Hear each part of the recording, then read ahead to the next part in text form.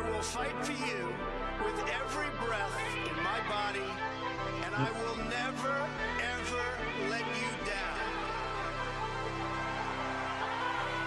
Yeah, this war. I'm taking bodies on the floor. I'm with it all. I talk to my demons and I see the writings on the wall. Dying when it's on. I get excited for them calls. And no one ain't crying when he gone. Cause Brody, we fighting for them calls. I do this for my brothers. We do this for each other. The whole world watching the move. So everybody see me suffer. They done JFK my demon. Now bro not breathing. Life too short. So if I tell you I love you, I mean it. I can show you the demon I seen. Cause deep inside is why I keep it. Look at the gang and I pledge allegiance. So we don't got no secret. I'm what they can't be. That's why they can't stand me. To get broke back, I give these Grammys. Cause ain't nothing bigger than the family. I'm too blunt, they ain't understand me. I need help, they ain't wanna hear me. They not us, I don't want them near me, You better fear me. Zone frauds, look at the scoreboard. And this is all core. I'm on board. I'm on board and she on force. When Trump called, I was on tour. And that was my winning in the Joe Laws. Ask Balenciaga with the store course. Young and thuggin', now a bit west up. I'm a Zoe, I don't care about death, I ain't dying yet, ain't my time yet. When I go, I'ma be in the president chair. When I pull up, I have your jewels tucked till I dip off the set or get hit for that. I ain't dip set, turn the camera on, all the won't take a pill yet. Thug, now I'm kicking back. Drug dealer turned diplomat. Similar, I'm a project baby. I have dreams that I'm around hating. The governor gave me a proclamation to my birthday to a holiday. My sniper name Mustafa gave me a letter from Arnold Schwarzenegger. My partner in the Navy, he high ranking, you know, on sniper game. I ain't even see this many black people free during the Obama days. Told her she can have anything she want, just not my dollar chain. Disappointed trying to put me on child support, but it's in my mama name. Everybody know that I'm a great friend to have, but I ain't friendly. You hear them say they did something to the bill, then they had to be clean. I'm putting on like Vladimir and only they keep asking about Trump, but I don't speak on family business. I say Bud gang still fuck for real and he don't condone the snitching.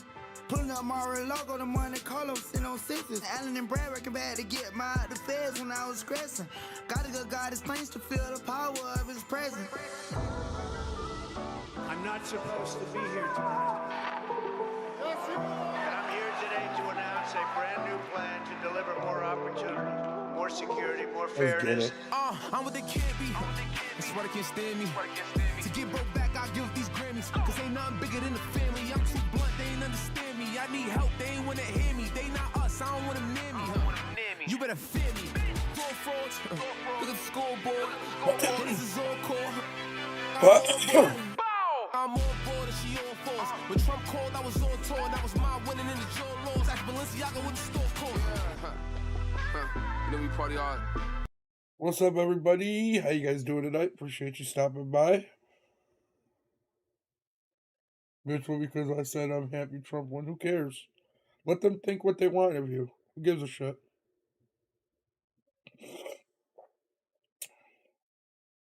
It was my mom. Yes. You little bitch boy. You little bitch boy. Let me just say this to Big Tish James, the New York Attorney General.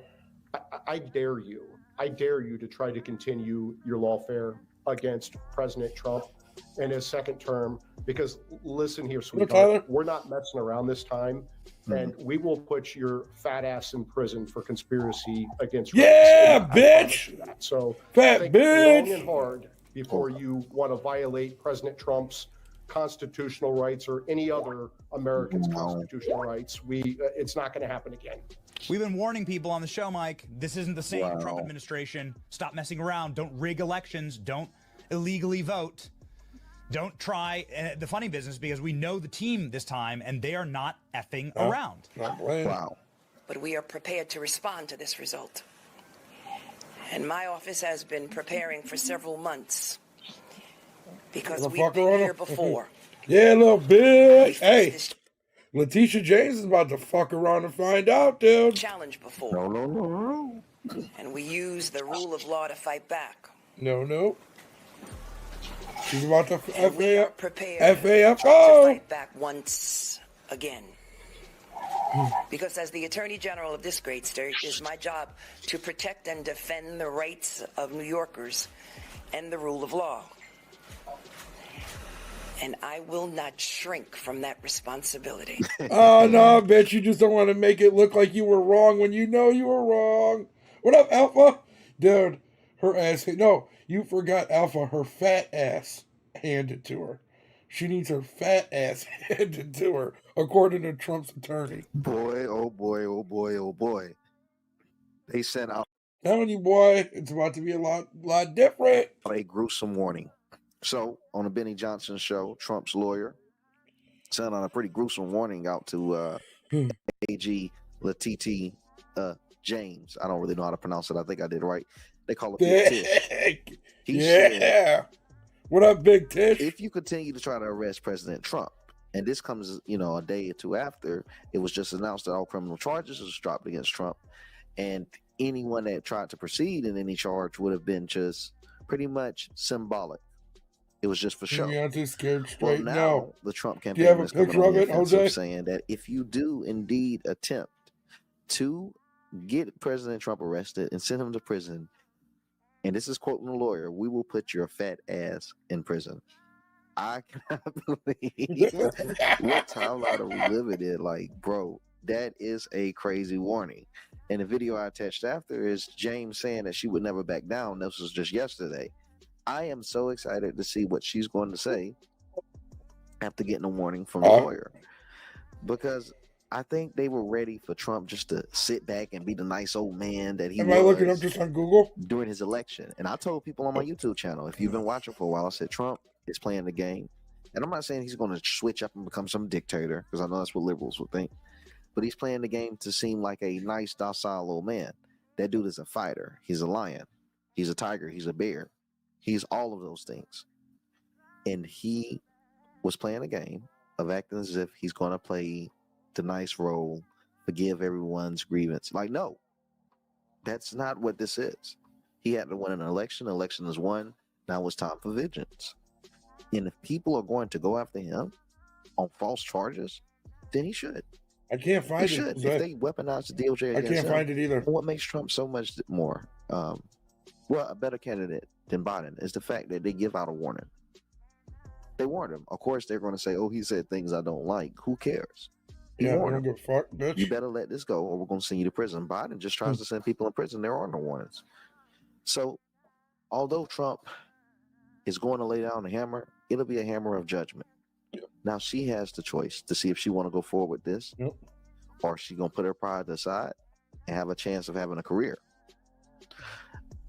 I hope pride don't win, because I tell you what, I don't see many people riding if you put her in prison. I'll go to the sentencing and I'll do it live on YouTube, because I'll be excited, because it's wrongful how they treated that man. I'm saying this as a black person, regardless of race, how they treated that man is absolutely unacceptable. And if we allow it for him, we allow it for all. So retribution. Allow Trump to be free. Allow him to be free. He deserves retribution. These next 4 years are going to be absolutely amazing. But like I said, I hope she tries it. It'll be an interesting case. And we'll see if he cook her. Please like, comment, subscribe. Most importantly, click the notification bell. See you on the next video. I have a petition. We want to rename the George Washington Monument to the George Floyd Monument. Because, of course, George Washington was a slave owner. Yep. And so in some ways it's a symbolic symmetry. All right.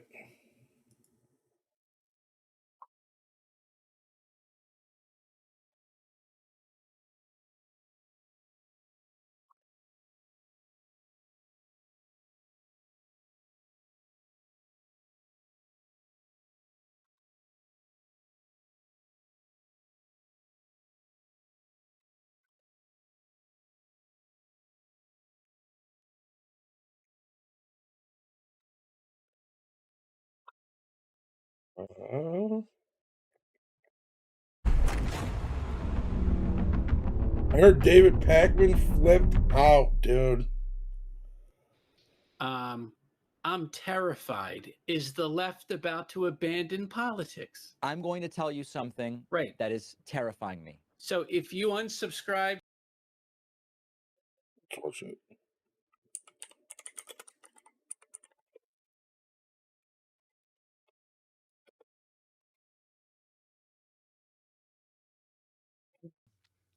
I'm going to tell you something that is This terrifying. dude's such a dork. I always try to come here and put a positive face on everything, but there is some. That's a complete fucking lie. He does not do that at all. We had lost 5,000 YouTube subscribers compared to where we were last night. Now, the first thing I thought was, is this a glitch? We've been on YouTube for 15 years or something like that, and subscribers always just go up. They just never go down. They go up. Is something wrong with my channel? Is someone attacking my channel? What's going on? So I started texting. And I texted Brian Tyler Cohen, and I texted Tyler Cohen, and Brian Cohen, and Brian Tyler, all of them. I texted all of them. I texted Jesse Dollar. Did this dude just say the same names with 3 different people, like they were 3 different people? I texted Luke Beasley, and Farron Cousins, and Sam Cedar. And every single one of our channels since last night is hemorrhaging subscribers. What is it that is going on? Here's what's going on, David. You've been manipulating your subscribers for far too long. People are now realizing after the election on Tuesday that everything you're saying is a lie. But you continue to spew it. You continue to say it.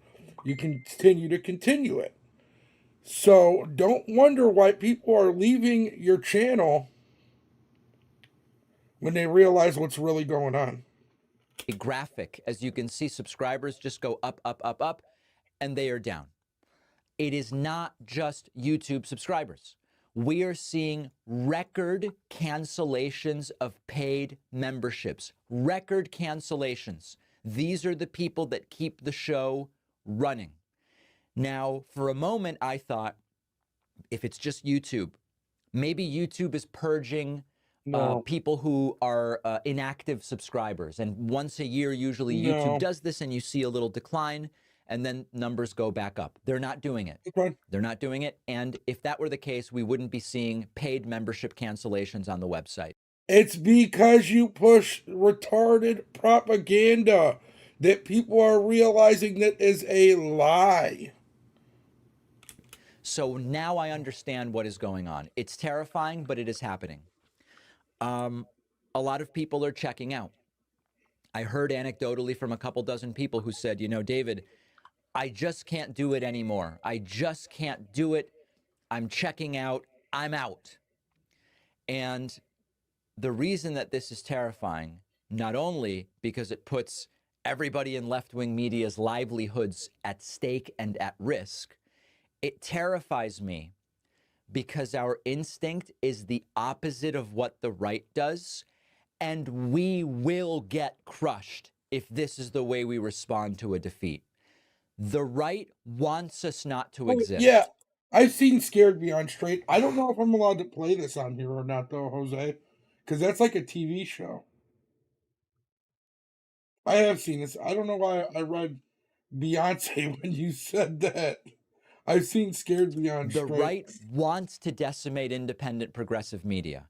And so when I lose 5,000 subscribers and Brian loses thousands and Ring of Fire loses thousands and everybody's losing thousands of subscribers, understand that when the right loses, they get organized, they fund, and they create insanely effective organizations like Turning Point USA, investing in the Daily Wire and building out this huge network of right-wing ideas and influencers. So if you're feeling burnt out, I encourage you, take a break until the inauguration. It's months, okay? Mental health break, do it. But when we start canceling the subscriptions, we are in an algorithmic desubscription spiral right now, because when people start unsubscribing on YouTube, YouTube thinks, oh, we probably shouldn't recommend this content because it's generating a lot of unsubscribes. So then the content doesn't get recommended. And then the message doesn't get out. And then next election, they win by even more. So I do understand the instinct But if we cede ground to them, they crush us everywhere. Now, we're up against a MAGA Supreme Court potentially till 2050. We'll talk about that later. We're up against a completely uninhibited Trump. I actually have an entire chapter in my forthcoming book, The Echo Machine, about exactly this. You just lost 5,000 subscribers. You lost paid members. Nobody gives a fuck about your book, dude. It's the introduction. In the introduction, I explain how it's disgusting to me that when you engage in politics, you can't just find solutions. First, you've got to convince people climate change is even happening. You can't just find solutions because half the country doesn't even accept the science of vaccines. I outline this in the introduction. Oh, you're mad that not everybody's just a fucking sheep like you and goes along with whatever the media tells us? Are you mad that people actually pay attention to shit instead of just fucking saying, oh, yes, we'll do it? Like, this dude's a fucking robot, bro. But I also make the point in the book that if you actually care about the world for ourselves, children, grandchildren, other people, families, friends, people we care about, when you disengage because they've gotten so extreme, you cede ground to them and you say, do whatever you want. I'm disengaging, do whatever you want. And we really can't do that, okay?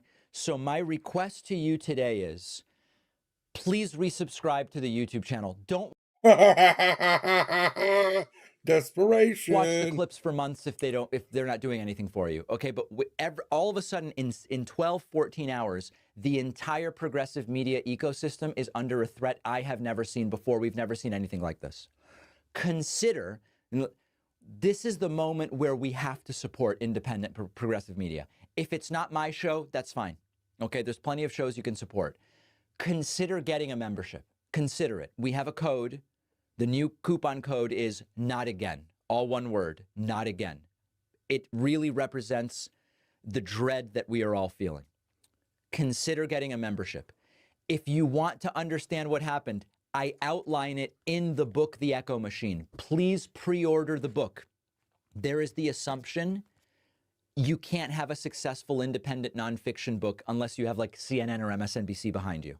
I want to prove that wrong. This book will also explain what it is that we are dealing with and how you defend against it historically. Here is the last thing I will say on this, and then we'll take a break and get to some other things. There has never been a movement that... He is salty. Let's see if we can watch this or not.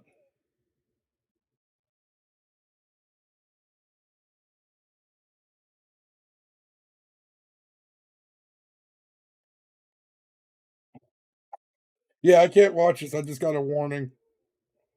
Oh my God, that is fucking hilarious though, Jose. That is hilarious. That succeeded when they exited activism after a loss. No movement has succeeded when they take a loss and they go, I'm out. Never happened. And on the other hand, if you look at the advances and victories of the progressive era, the advances and victories of the New Deal era, the advances and victories of the civil rights era, they've all come after setbacks. They've all come after setbacks. So that's my plea. We're very worried. I would love to sugarcoat it, but we have never seen numbers. Quiet. He's not confused. See, David just spits nothing but lies, bro. It's so weird.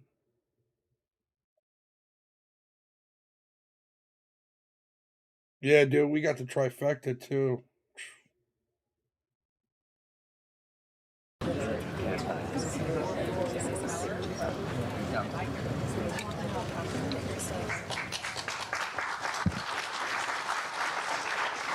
Oh, Joe got a little pep in his step right there.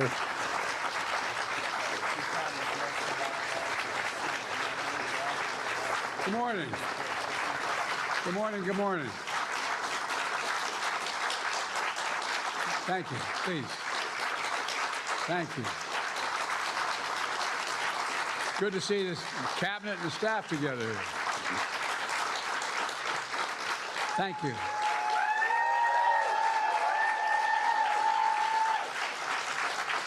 Thank you.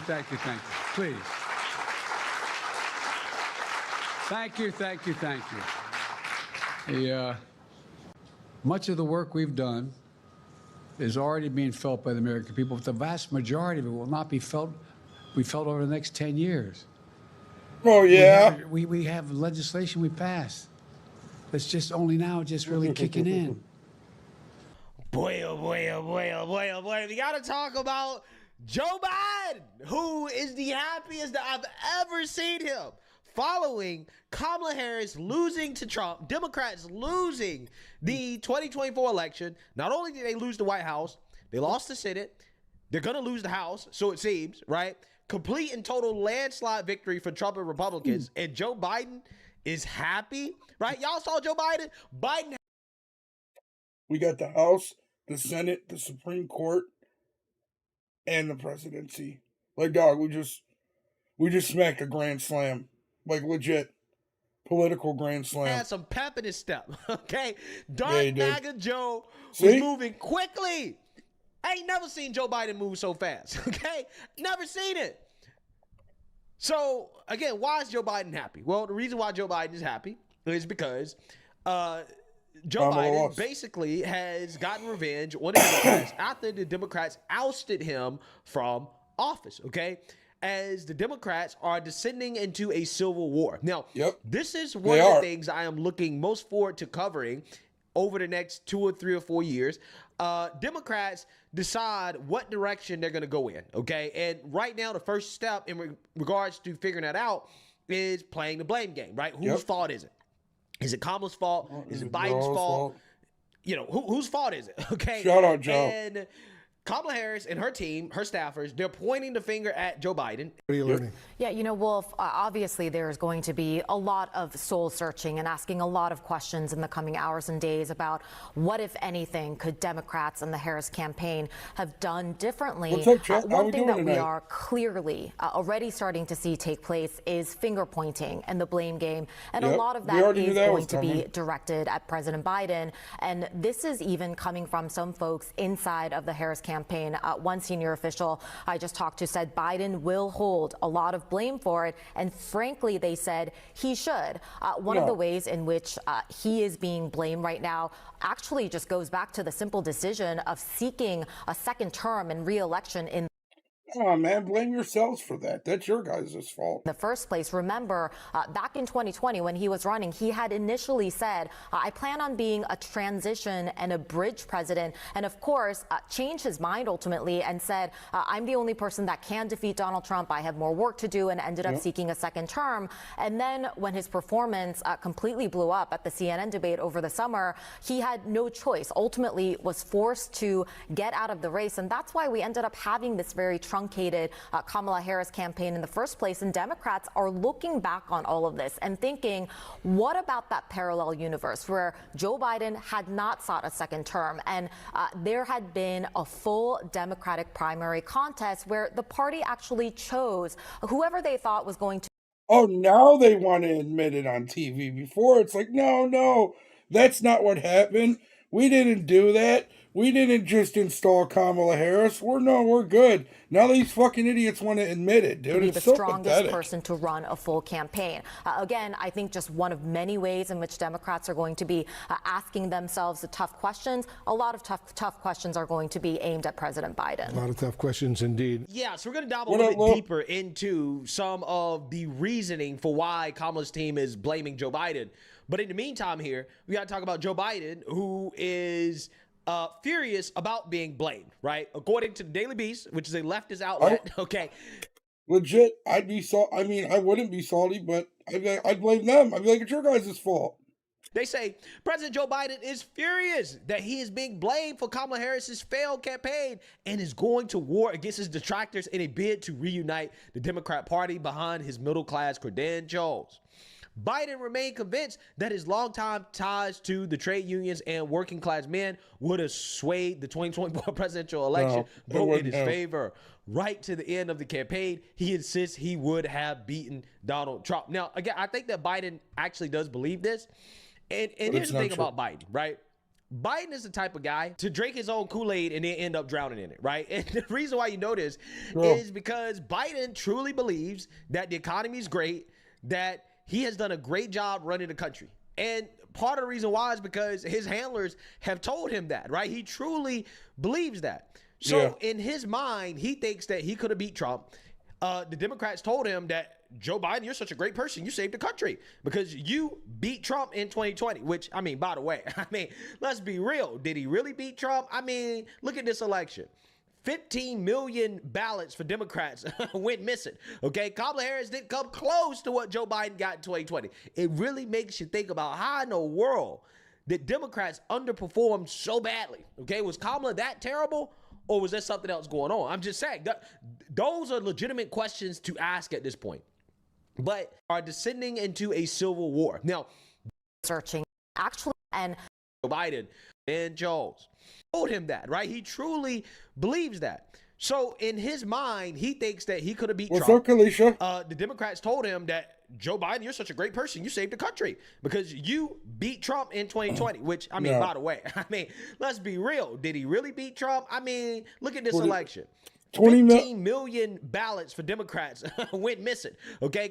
15 million. Okay. Kamala Harris didn't come close to what Joe Biden got in 2020. It really makes you think about how in the world did Democrats underperform so badly. Okay, was Kamala that terrible, or was there something else going on? I'm just saying, those are legitimate questions to ask at this point. Yeah, but for sure. Democrats were the same people who just a few months ago, after they forced Joe Biden out of the race, went on national television and said that Joe Biden belongs on Mount Rushmore. Yeah, a good place to make whatever decision, the top of his game. Such a consequential president of the United States, a Mount Rushmore kind of president of the United States. Are Want to you know really what comes saying next? That he belongs up there on Mount Rushmore, Lincoln and Joe Biden. But you got Teddy Roosevelt up there, and he's wonderful. I don't say take him down, but you can add Biden. Yeah. We would never add Biden. Trump would go up there way before Biden anyway. A Mount Rushmore president that they forced out of office, right? They forced him out of office. They staged a coup against a Mount Rushmore president. Now they are blaming him for Kamala Harris losing. People are losers. It's amazing. Yeah. The Democrats have bent over Joe Biden. They effed him. And now they're throwing him away like a used condom. It's amazing. That's what they're doing. That's exactly what they're doing. Totally throwing Joe Biden on the bus after essentially promising him that he would have an amazing legacy if he just stepped aside, right? Just step aside, Joe. Let Kamala run, please. Please, because you can't win, and we're going to make sure that you can't win, right? Because we're not going to support you if you stay in. So they forced him out and told him, hey, you're amazing. You're one of the greatest presidents ever. And as soon as Biden is proven to be right, at least about Kamala Harris not being able to beat Trump. Now, he's definitely not right about himself being able to beat Trump. They both would have lost. But regardless, as soon as Kamala loses, again, they're now throwing Joe Biden on the bus again. They're blaming him. And the other crazy part about this is that the Kamala team is blaming Biden for deciding to run for re-election. But again, just a year ago, Democrats were hard-pressed to endorse Kamala for VP, right? They all knew that Kamala Harris was not ready. That's the reason why Joe Biden felt like he had to run, that he had to continue on because Kamala... And she ended up being a terrible vice president. Kamala Harris wasn't ready, okay? Kamala Harris was really bad. They all knew that she was bad. Beyond so bad. Why are you terrible. throwing Joe Biden on the bus when this is the same party that went out of their way to kneecap any potential competition that Joe Biden had? RFK tried to run in a Democrat primary, and they essentially finagled the primary against him. And then anybody else, all the other people, Dean Phillips, Cenk, right? All these other people, Marianne Williamson, all these other people that tried to run in Democrat primary, they did not allow them to get a fair shot.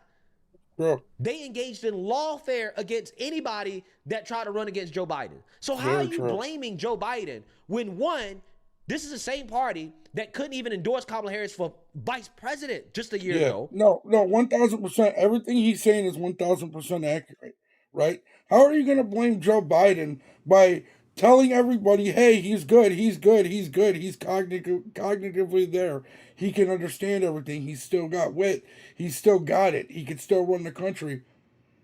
And then, like, literally, like, a month later, it's a completely different story, and he's not all the way there, and he's not good enough to run the country anymore. I just don't get it, dude.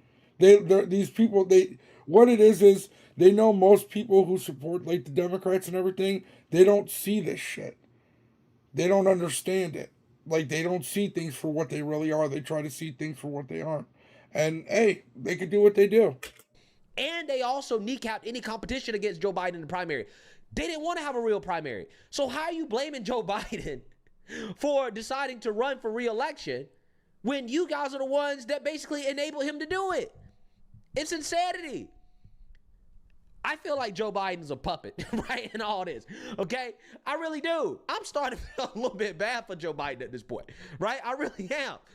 Quote, there is no singular reason why we lost, but a big reason is because the Obama advisors publicly encouraged Democratic infighting to push Joe Biden out, didn't even want Kamala Harris as the nominee, and then signed up as the saviors of the campaign only to run outdated Obama-era playbooks for a candidate that wasn't Obama, a former Biden staffer told Playbook.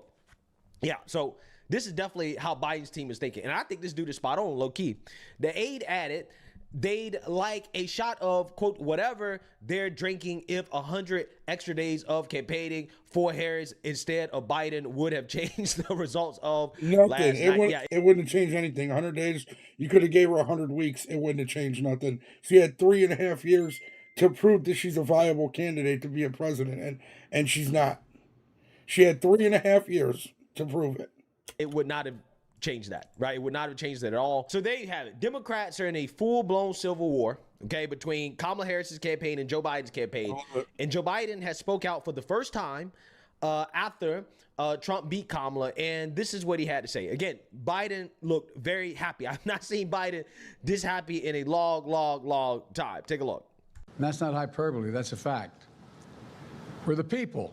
The people vote and choose their own leaders, and they do it peacefully. And we're in a democracy. The will of the people always prevails. Yesterday, I spoke with President-elect Trump to congratulate him on his victory. And I assured him that I'd direct my entire administration to work with his team to ensure a peaceful and orderly transition. That's what the American people deserve. Yesterday, I also spoke with Vice President Harris. She's been a partner and a public servant.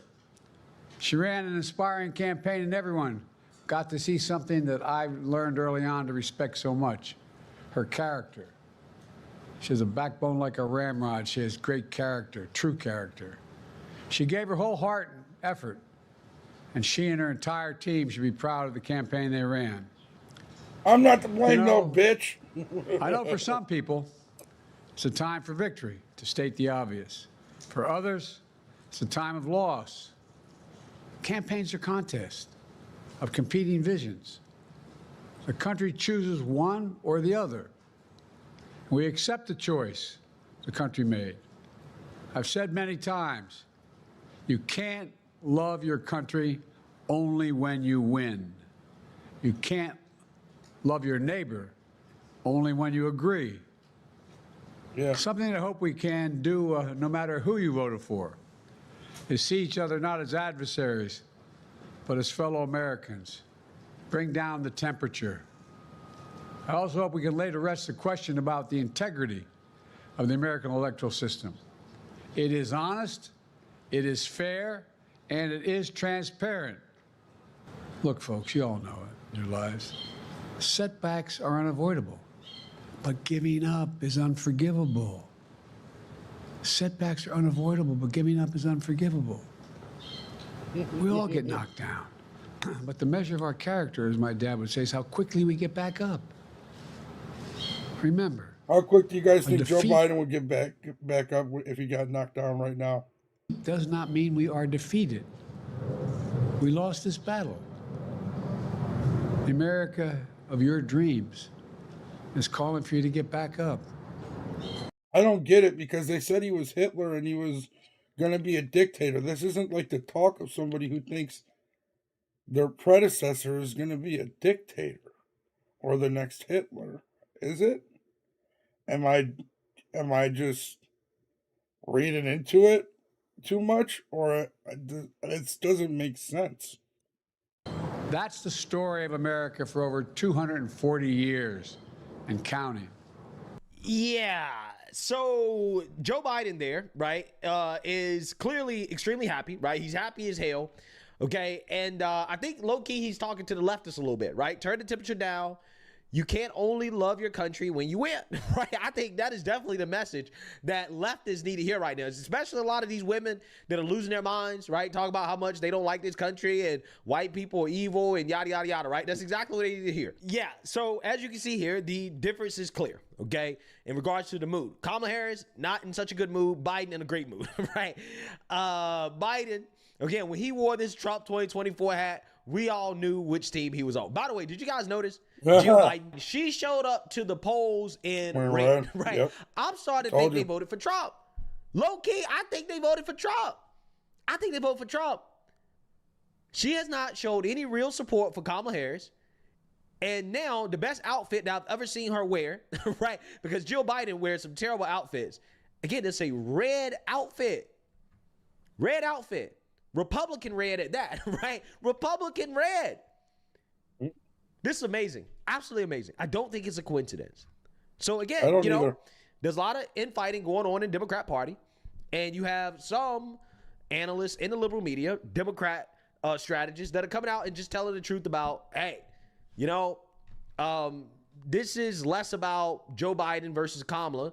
Okay, whose fault is it? It's more about the fact that the Democrat Party really needs to be retooled as a whole, right? I mean, the whole party really needs to reevaluate. They need to be reshaped, revamped. No, I'm going to speak some hard truths to my friends in the Democratic Party. This is not Joe Biden's fault. It's not Kamala Harris's fault. It's not Barack Obama's fault. It is the fault of the Democratic Party in not knowing how to communicate effectively to voters. We are not the party of common sense, which is what the message that voters sent to us. For a number of reasons. We don't know how to speak to voters. When we address Latino, and language has meaning. When we address Latino voters as Latinx, for instance, because that's the politically correct thing to do. It makes them think that we don't even live on the same planet as they do. I don't even think it's her fault. It is. It's definitely her fault because she had 3.5 years to prove herself that she's worthy of the job, and she didn't do it. But it's not her fault because they installed her, and it's their fault. It's the Democratic Party's fault. They lack common sense and real connect with real people. When we are too afraid to say that, hey, college kids, if you're trashing a campus at Columbia University because you're unhappy about some sort of policy and you're taking over a university, and you're trashing it and preventing other students from learning, that is unacceptable. But we're so worried about alienating one or another cohort in our coalition that we don't know what to say when normal people look at that and say, wait a second, I send my kids to college so they can learn, not so that they can burn buildings and trash lawns, right? And so on and so forth. When we put pronouns after names and say she, her, as opposed to saying, you know what, if I call you by the wrong pronoun, call me out, I'm sorry, I won't do it again. But stop with the virtue signaling and just speak to people like they're normal. There's nothing I'm going to say to Shermichael that I'm not going to say to you, that I'm not going to say to somebody else. I speak the same language to everybody. But that's not what... Get ready to get rid of your pronouns. They go bye-bye now. Democrats do. We constantly try to parse out different ways of speaking to different cohorts because our focus groups or our polling shows that so-and-so appeals to such and such. That's not how normal people think. It's not common sense. And we need to start being the party of common sense again. Joe Biden is not responsible for that. Neither is Kamala Harris. It is a problem that Democrats have had for years. I've been banging the drum on this for, I don't know how, probably 10 years, if not longer on this. We need to get back to being the party of common sense, that people look at us and say, we understand you. We appreciate what you say because you speak our language. And until we do that, we should stop blaming other people for our own mistakes. Yeah, I agree with a lot of what this Democrat strategist is saying, right? The Democrat Party is too woke, but they're woke because the elites of the party capitulate to the far left, right? I mean, listen, the modern day Democrat Party is unrecognizable from the Democrat Party of the 90s or even the Democrat Party of the early 2000s, right? When Obama and Joe Biden were running back in the mid 2000s, they were not pro-gay marriage. They were pro-closing the border. They were strong against immigration. There's a reason why they call Obama the deported in chief. They weren't overtly woke, okay? But after Obama got in office, especially his second term, they went full-blown woke, okay? Yeah, they did. So, I don't know, man. I think that you kind of have to place the blame at the top, right? The people that are actually pulling the strings, which clearly are the Obamas and the Clintons, okay? And the other party leaders, the donors, because they have decided to capitulate to the far left, okay? And the Democrat Party, the modern day Democrat Party, is extremely far left, and that is the fault of the people running the party. Now, like I said earlier in the video, I kind of feel bad for Joe Biden because I know that Joe Biden, he's not a progressive, but he was forced to govern in a progressive way because he's not running anything, okay? Despite the fact that, again, Joe Biden, I think 20 years ago, would have been a Trump supporter. There's no doubt he would have been one of the biggest Trump supporters. I've said the same thing. He probably still is. Again, behind closed doors. So yes, the Democrat Party is too far left, but that is because the elites in the party wanted to be far left. This is what they have felt like is the best strategy for them. And yeah, I mean, that is the one thing they need to do. They do need to abandon the far left. They do need to reevaluate. But I don't think it's going to be possible. I don't think they can thread the needle of abandoning the far left while at the same time being competitive with the Republican Party. I just don't think it's possible. I just don't. And that is one of the reasons why I am looking forward to the Democrat Civil War, because I think that the Democrat Party is going to implode. This victory for Trump is going to cause an implosion of the Democrat Party because there's no way you can reconcile being the party of common sense and also being the party of wokeness, because wokeness is antithetical to top common sense. And we know that these woke individuals are the base of the Democrat Party, the progressive base of the Democrat Party. They have zero tolerance for anybody that thinks differently than them. So if the Democrats decide to double and triple down on the wokeness, which it seems like the base of the party wants to do that, that's what it seems like, then they're not going to be able to win. But if they decide to abandon the far left, I'm not sure if their base will be large enough to be able to compete, okay? So they're stuck between a rock and a hard place, a very hard place. My guess is that they're going to capitulate to the far left and that they're going to continue to lose elections, right? That is my guess as of right now. But regardless, it will be fascinating to watch. Let me know what you guys think. Make sure you like, comment, and subscribe. Most importantly, share a Black conservative perspective. Peace. A lot of what he said is just absolutely true.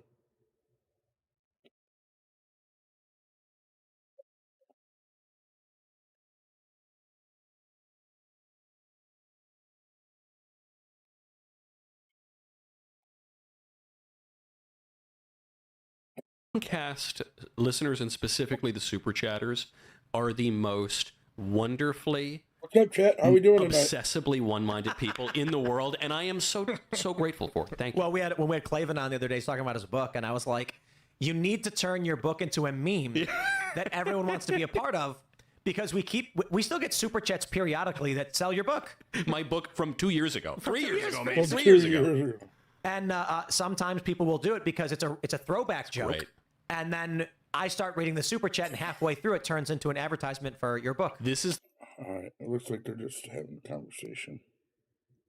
What happened with Jimmy Kimmel? I want to see this.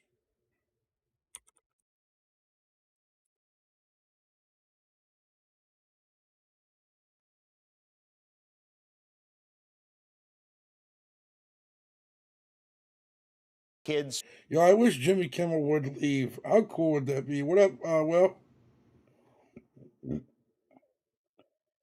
Because how would he cheat when they're the system? Yeah. They're the system. You can't cheat the system. Only the system can cheat you. Everybody knows that.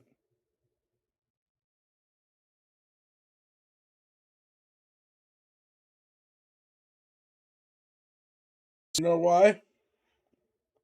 Because they're the ones that cost themselves the election. That's why. When you go out and you're the sitting president and you call half of the country garbage, bro, you're gonna get people. No, it wasn't, because I told you about the Hunter Biden laptop and how they suppressed the story, and people said that they wouldn't have voted for Biden if they knew. And thank you, sir. I appreciate it. We are fucking back. Jimmy be trying to. He thinks he's funny, and he's just not. He's lame, honestly. And if the Democrat loses, they call. Beef with you. Don't talk about. Listen, bro. Don't start, Vaughn. I'll have Kalisha fucking silence you. Congratulate the winner. This is a dimma, Putin. And when I say that, I don't mean farting. Somebody grab a mop. Tears are flooding the swamp. I'm sure I'll come up with something to make me feel good again. But right now today, it's hard. I'll be honest with you. And the hardest thing is that I look across this country and tens of millions of people fell for this. And we didn't fall for your shit, bud. I'll snap out of it, but I'm in a very, very dark tunnel right now. Go back. It's not just Carville. The men of the party, Doug and Timmy, were a little choked up yesterday when Kamala conceded. And Nancy Pelosi, after getting scolded by Donna Brazile, left the party. This is my favorite picture of Nancy Pelosi ever. I'm getting that tattooed on me. Pouting. This is called Crying Nancy. Little remorse over Crying Pelosi. Nance, you lost an election and a friend. But that friend is the only Democrat smiling. His name's Joe Biden. Look at the grin. He's the happiest he's looked in years. Is that the... Look at that smile.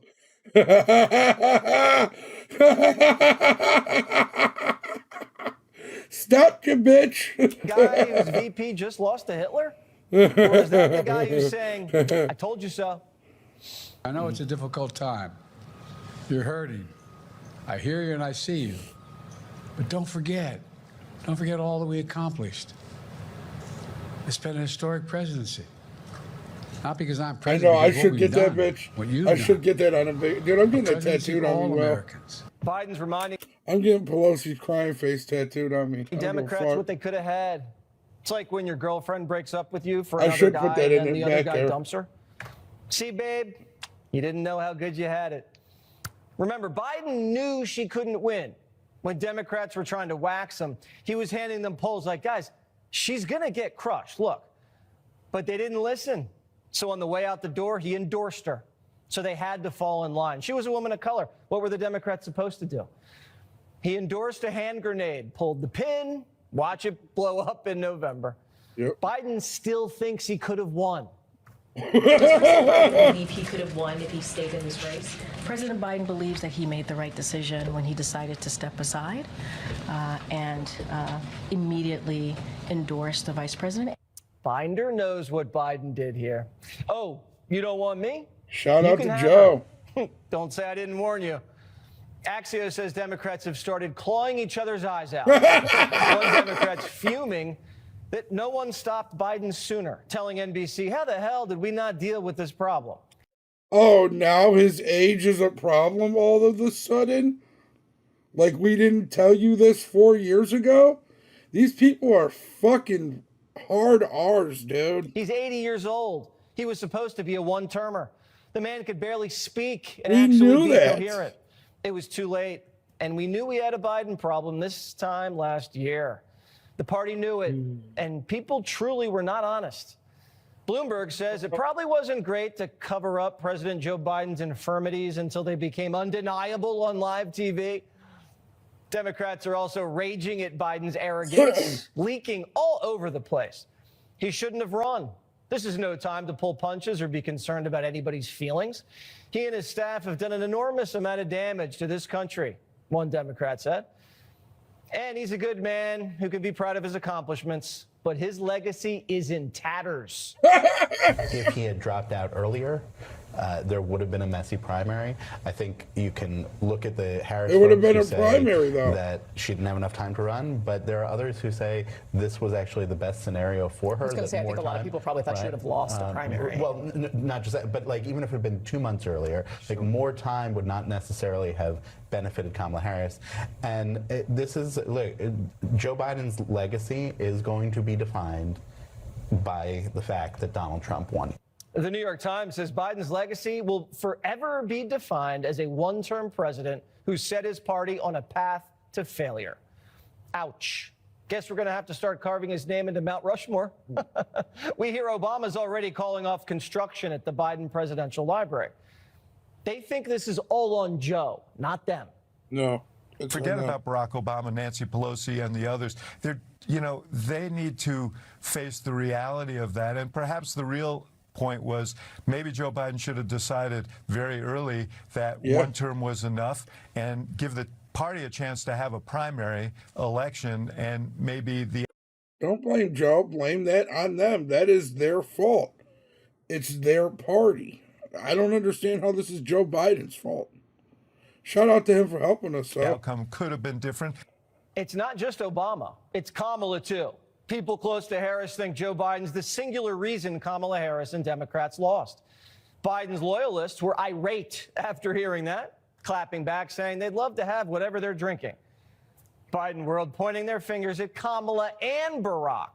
There's no singular reason why we lost, but a big reason is because the Obama advisors publicly encouraged Democratic infighting to push Joe Biden out. Didn't even want Kamala Harris as the nominee, and then signed up as the saviors of the campaign, only to run outdated Obama-era playbooks for a candidate that wasn't Obama. And some Democrats actually agree. They're blaming the loss squarely on Obama's people, saying they're stuck in 2009. Like that. One Democrat says, the team that's there, it's time for them to retire. Yeah. We need a whole different strategy. The day of Obama and his geniuses are He never had geniuses. over. They've been left behind. They're out of touch with the American people. The Democratic Party is out of touch. Completely out of touch. Obama's campaign manager, David Plouffe, who took the reins of the Harris campaign, has already gone into hiding. He deleted his Twitter account today. And Democrats even have their knives out for George Clooney, who pulled the trigger in the New York Times. One saying, someone bring me George Clooney. We need to have a talk. People are blaming Biden. Other people are blaming Barack. Some people are blaming Harris. This is the top Democrat in Philly saying the campaign was just sloppy. The national campaign, nothing, zero. They had no respect, they had no coordination. They didn't talk. I never even had a conversation with the lady. First time ever. They didn't even do the right thing as far as giving us the resources that we need, and they want to blame us. And now I understand someone ever came was blaming Joe Biden. Can you imagine blaming Joe Biden for her loss? She lost, he didn't lose. The Harris team's firing back. If there's any immediate takeaway from Philadelphia's turnout this cycle, it's that Chairman Brady's decades-long practice of fleecing campaigns for money to make up for his own lack of fundraising ability or leadership is a worthless endeavor that no future campaign should ever be forced to entertain again. Wow, what a loser. Kamala is accusing the Philly Democratic Party boss of stealing her money.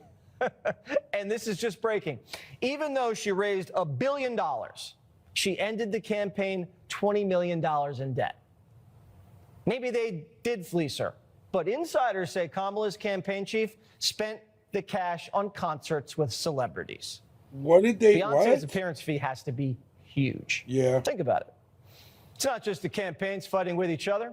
The left is on the warpath against the far left. Bernie Sanders is saying it should come as no great surprise that the Democratic Party, which has abandoned working class people, would find that the working class has abandoned them. Yep.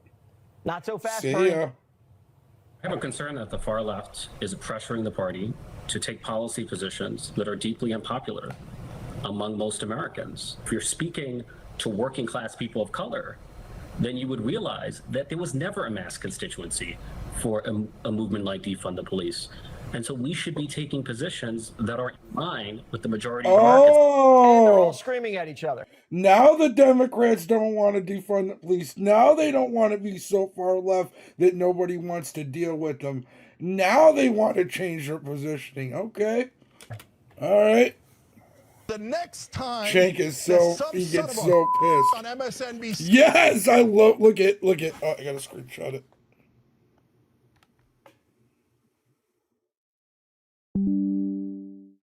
Or the Democratic Party tells you, oh no, be a good boy and girl, be civil, and vote for Democratic leaders. They know what they're doing. Those are the same goddamn liars that told you that Joe Biden was totally fine. If you're on the left, you're a Democratic voter. Wakey, wakey. I need to wake you up out of the hypnosis that you're in. They're lying to you. Why do you think they keep losing? Do you think they keep telling you how smart they are and how they're going to deliver you victories? And all they ever do is deliver loss after loss after loss. So Democratic voters snap out of it. Thanks, telling the truth. These guys are obvious liars. Fire them. Cenk is forced to tell the truth. Oh no. All. Fire them all. He's The pissed. machine is a wreck. Democrats can only operate as a mob. They can't function fighting like this. Bottom line is this. It didn't matter when Biden got out. The damage was done. He and Harris destroyed the dollar and the border and went crazy with DEI. The country's had it with Biden, Obama, Kamala, the Clintons, Nancy. Obama. So what's next for the Democrats? If they're really going to turn the page, who's going to step up and take the throne? One Democrat says, to be determined. I couldn't point to anyone. It's a vacuum. Bring back James Carville. They want to put this guy in charge. Vice President Harris said she likes to eat Doritos. Yeah, she eats Doritos. You Yeah, see? that's fucking Doritos. good. There you go. Oh, God. This fucking guy. Doritos. Former Speaker of the House Newt Gingrich joins us now. So, Newt, you've been studying these people for many, many years.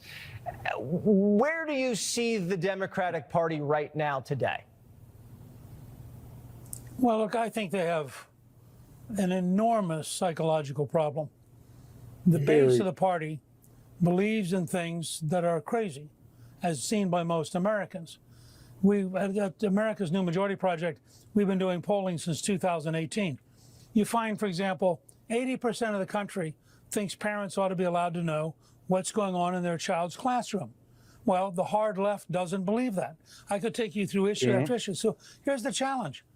The core activists of their party believe in a whole set of things which about 60 to 80% of the American people repudiate or against.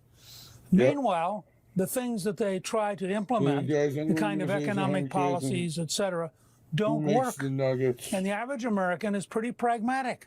I used to tell people.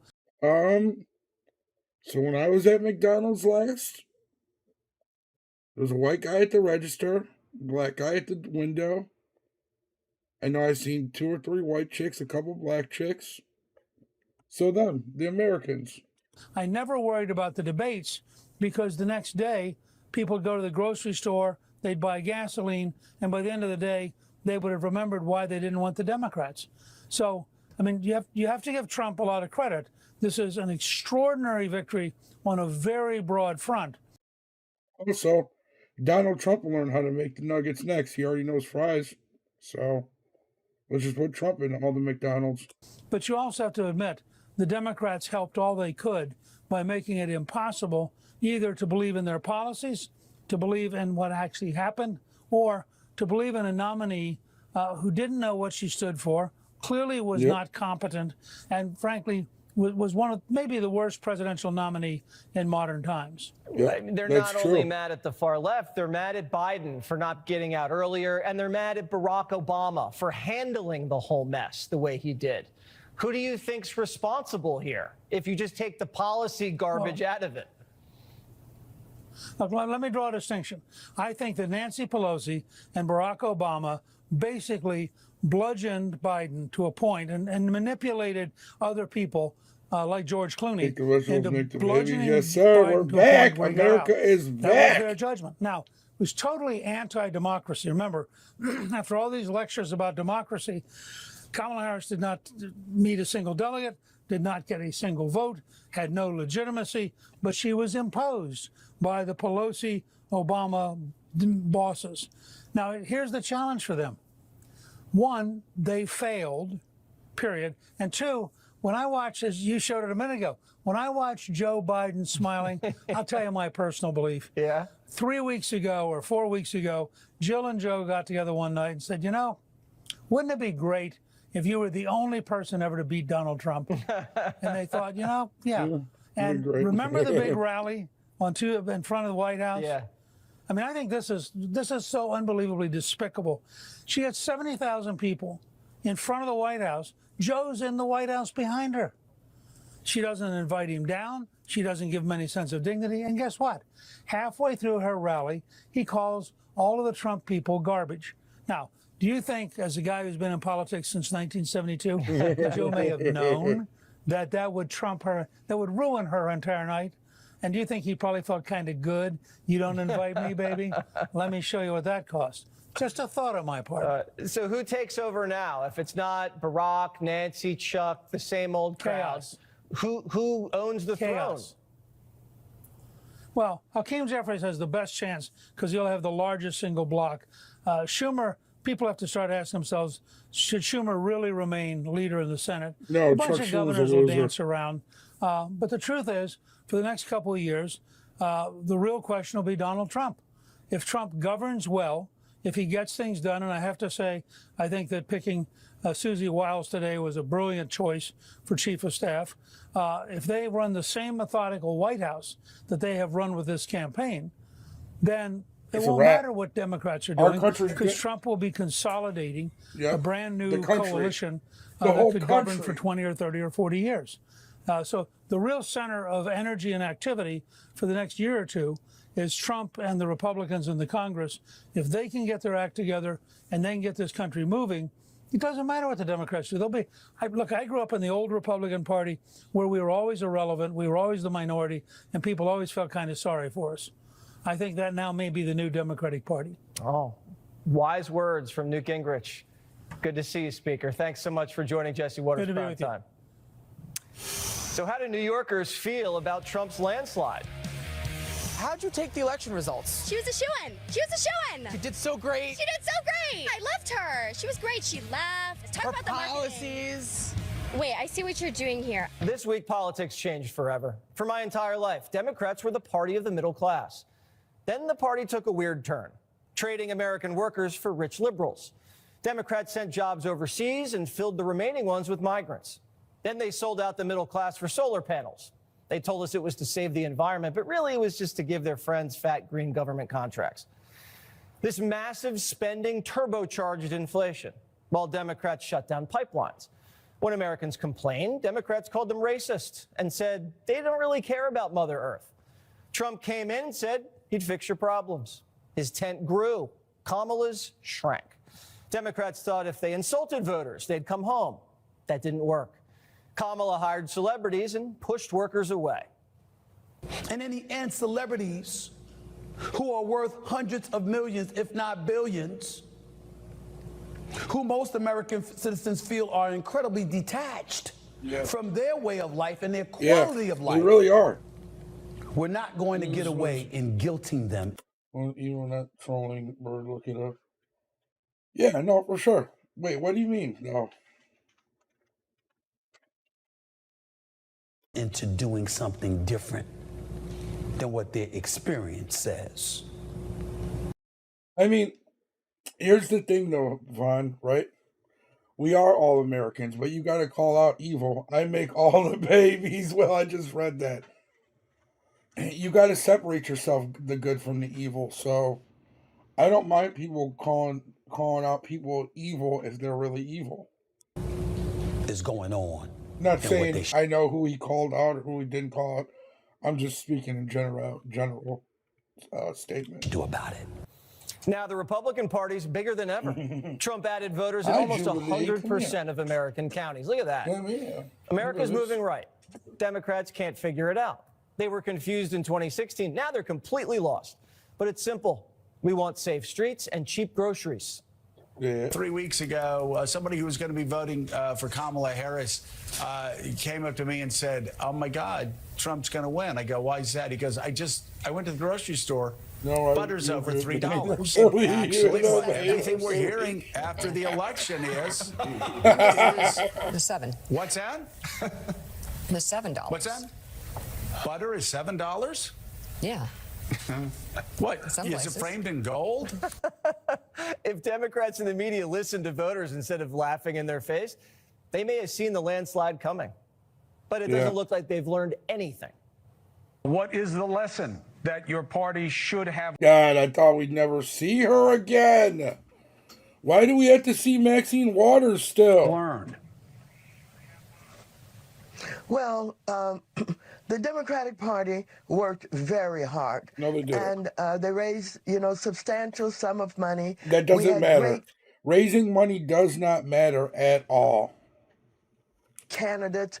And so Trump had a following, basically generally led by whites. What's the White fourth males option? voted in big numbers. It is not that Democrats did not work hard, did not do a great Yeah. job. We had an It's unusual me. situation where we had a black woman, which this country has never seen before. Maxine Waters, no relation, keeps blaming racism and sexism, but that doesn't square with Trump winning more minorities and women. Democrats keep blaming isms I for can't losing stand so they can her. avoid the hard truth. They govern like garbage.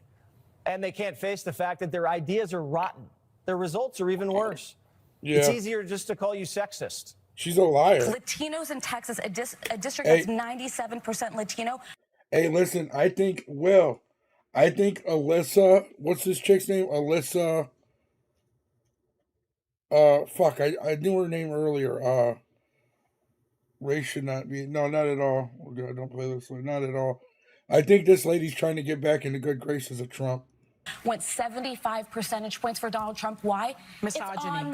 It's on the border. It's the border misogyny. crisis is on their doorstep. So- and they were begging people to care about it for years. We Misogyny need to and take some sexism, lessons. that's what that was. The lessons are not Knock, misogyny knock. and sexism. Who's there? Oh my gosh, it's Whoopi. Oh my gosh, it's Michael Schellenberger. He's a Substack columnist. Do you want to talk about the price of butter? Sure. It's $7, Mike. It's amazing. I mean, I think what you're seeing here is a Democratic Party that has been out of touch. People have been telling that it's out of touch, and they didn't want to make any significant changes to their message, to their agenda, to their attitude. I think narcissism is at the center of the Democratic Party today.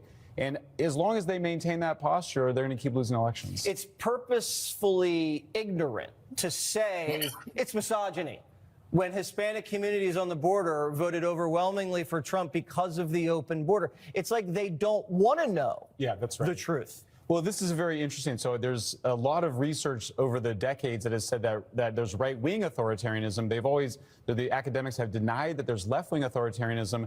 Now, over the last 10 years, they've been studying it. They find left-wing authoritarianism is very strong, and it basically overlaps exactly with narcissism. So narcissism, of course, people that are narcissistic, they don't want to receive critical feedback. The Democrats have been getting critical feedback from 2016 until on. They've chosen to reject it rather than to absorb it. I think that's why I'm saying this is a party that has not wanted to course correct, has wanted to insist ever more strongly that they're the moral party, the other side of the bad guys. That's why they're not, Democrats are saying we want to learn from the lessons of the past, but they're not showing it with their attitudes. I mean, you just saw some right there. So they have to fix themselves before they can fix everything else. It's almost like someone wrote a book about this. What was it? Get It Together? God, I was just so ahead of the curve.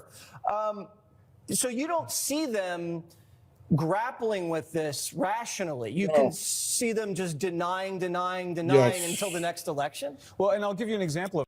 Oh, it's gonna be a fun it's gonna be a really funny 4 years. I was neutral in the election. I didn't take a position on the president. I didn't vote, but I felt an enormous sense of relief on the day after the election. And I was trying to figure out what it was about. My colleagues had felt it. It's because all of us that had been punished, ostracized, stigmatized, demonized by the left, that like we were living in a state of fear. I mean, we'd lost so many friends and colleagues because there was this widening totalitarian menace that was just creating more and more enemies, more and more victims. I mean, that's how it ultimately ends up becoming, the left becomes smaller and smaller and smaller. until it represents a political minority. So that's a great point. So they have shrunk as a party, and you look at it demographically and just in terms of raw political power. If you don't agree with them 100%, you're out. That's what happened with me. I mean, and so you start asking more and more questions, and the level of intolerance goes up and up. So yeah, it's basically a self-fulfilling prophecy. So that's why you see Elon Musk, you see, Tulsi Gabbard, you see Robert F. Kennedy Jr., me, others. I'm doing well, beautiful. How you Raised some doing hard tonight? questions for Democrats over the last 10 years, and were shouted down and demonized. And after a while, you're like, this isn't my party anymore. They kicked all the independent thinkers out of the party, They and really then did. they lost. They did. They got rid of Tulsi Gabbard, RFK. Joe Manchin left, and they're trying to figure out what happened. And I'm not saying that that's like the main reason. I think inflation, the borders are big issues, but that fundamental intolerance, it's so counter to what the Democratic Party was, at least for me in my youth, when it emphasized free speech, free and open debate. It's become a party that has made its politics a religion, and it has all the intolerance associated with it. Okay, well, we're tolerating Mike's shoes. I don't know if you want to show the audience the shoes. Can you maybe go? We're not even allowed to show them. They're bright orange. I think it's a health hazard. Thank you so much. Good to see you, Mike. With you, Jesse. Trump's already started to hire people. We'll tell you what happened next. Donald Trump's the president-elect, and the left can't cope. According to MSNBC, it is Armageddon. We have now. They're crying because there's no World War III. What the fuck, dude? Misinformation become the accepted information. It has washed over us. What will the future hold now that America has just decided that we're going to F around and find out? Nicole Wallace also taking it hard. I have this sort of insatiable interest in every bit of wisdom you can impart. And, That's cool. And as a journalist, I hear you about girding ourselves for this moment. As a human, I deleted Twitter today as an act of... What the fuck does that mean? As a human, what the fuck? Why did she delete her Twitter? For self-preservation. The cable hosts are mad, and the late-night guys are crying. Hey there. How are you doing? If you watch the show regularly, I'm guessing you're not doing great. Yeah, me neither. It was a terrible night for women, for children, for the hundreds of thousands of hardworking immigrants who make this country go. That's pathetic, bro. For healthcare, for our climate, for science, for journalism, People for justice, for free speech. It was a terrible night for poor people, for the middle class, for seniors who rely on Social Security, for our allies in Ukraine, for NATO. Putin just said he's fucking about to call an end to the war. You're welcome, Ukraine. What is this guy talking about? The truth and democracy. And it's not just Hollywood suffering from election seasonal depression. DC's in shambles, too. We are about to enter a political period that will have consequences for the rest of our lives. We cannot give up. We now find ourselves yes. in a time in history that has precedent, and we find ourselves, I wish she would turn into a conservative.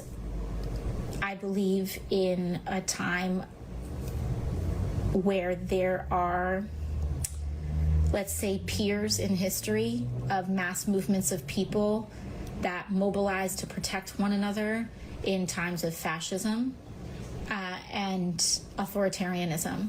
And our friend Swalwell isn't doing much better. He's convinced Trump was going to round up his family and staff. Are you personally worried about political retribution from the former president? Yes. Soon to be the president again? Yes. Yeah, I'm not. I expect that it'll likely come, and I'll protect my family and my staff, as any of us are who are threatened by the former president. Feminists aren't happy either, so they're going on a sex strike to punish all the men they're already not sleeping with. Not that my content reaches a lot of men because I have an IQ of 130. It doesn't matter if you take away abortion. Like, we'll want to have your babies even less, right? Even if you take away contraception, like, women are really good at celibacy because you guys are actually a threat to us. So we have a lot less to gain from you.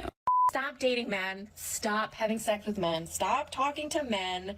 Divorce your husbands. Leave your boyfriends. Leave them. They don't give a about you. And I promise you, come over to the site. I will bake cookies. I will make cookies. I Oh my seen God, I it. love her short hair. It looks great. Hold on, ladies. Don't cut off your bangs just yet. What do you mean you wouldn't tell anybody? Doom and gloom. What do you mean, Ron? When Trump says he wants to make America great again, he's talking about your America too. Trump hasn't even been sworn in yet. He's already getting results. Steve Madden, for those of you who don't know, guys, the shoe company, announced it's halting manufacturing in China by half in a year. Putin says he's ready to work towards a peaceful solution in Ukraine. Iran's currency's fallen to an all-time low. And just yesterday, the stock market had its best day in 2 years. Everything's a wait and see what happens. Don't believe me? Just check your 401k. And all the whiners at the Washington Post have to come back to the office 5 days a week. The next 4 years are going to be fun. Oh, yeah. America's got the World Cup, the Olympics, and our 250th. I'd tell everybody. I wouldn't give a fuck. I think AOC's fine. She's just a fucking idiot. Birthday celebration. So wipe that frown off your face and come join the party. You're invited, whether you like it or not. Nationally syndicated radio host Dana Lash joins us now. All right, men are crying and the crowds are clapping. What is happening? So stupid. Oh my gosh, Jesse, I just inject it into my veins. I'm laughing so hard because these women, Trump also, you forgot one other achievement. Trump also made all these chicks who've been screaming about abortions, Jesse, he made them discover modesty. So he made all of these third and fourth wave feminists discover modesty. So they're actually going to act like ladies and they're not going to be out there screwing everything that walks and they're not going to need 24/7 taxpayer funded abortion all the way up till the moment of birth. So congratulations. He's got another thing that he's not getting credit for. What do they think we lived under for the past 4 years? He's already been president once. They act like he's Hitler, he's a fascist, he's this or that. They didn't suffer the past 4 years. Jesse, the reason why they're all freaking out is because they know what they did. They know what they did, not just to his administration, but they know what they did to all of the Americans all around the country for the past 4 years. Every single time anyone tried to speak up, oh, you're slapped with a domestic terrorist label over at the FBI, or your home's going to get raided or something. I mean, something always happened. Now we're actually seeing real results. The rest of the world is reacting. They'll come along too. You know, you're right. They have a guilty conscience. And they expect retribution, but retribution will just be in the form of success, we believe. We also had an interesting moment in the press briefing room today. You know how, remember, the Democrats have been saying Trump's a dictator, and then when he won, they're like, oh, we're going to help with the transition. That was asked to Binder. Listen. This administration message to millions of Americans that they're going to wake up the day after the election if Trump won and have their rights stripped away, that democracy would crumble, and the president said today we're going to be okay. So how do you square that? I can't square that. There was an election 2 nights ago. There was. And it was a free and fair election. And we respect the election process. Important. For example, is the message to people who are fearful based on what the messaging was about mistakes? Well, now you're just twisting everything around, and that's really unfair. No, it is. No, Jackie, it's unfair. Jackie is very unfair, according to Binder. What do you think?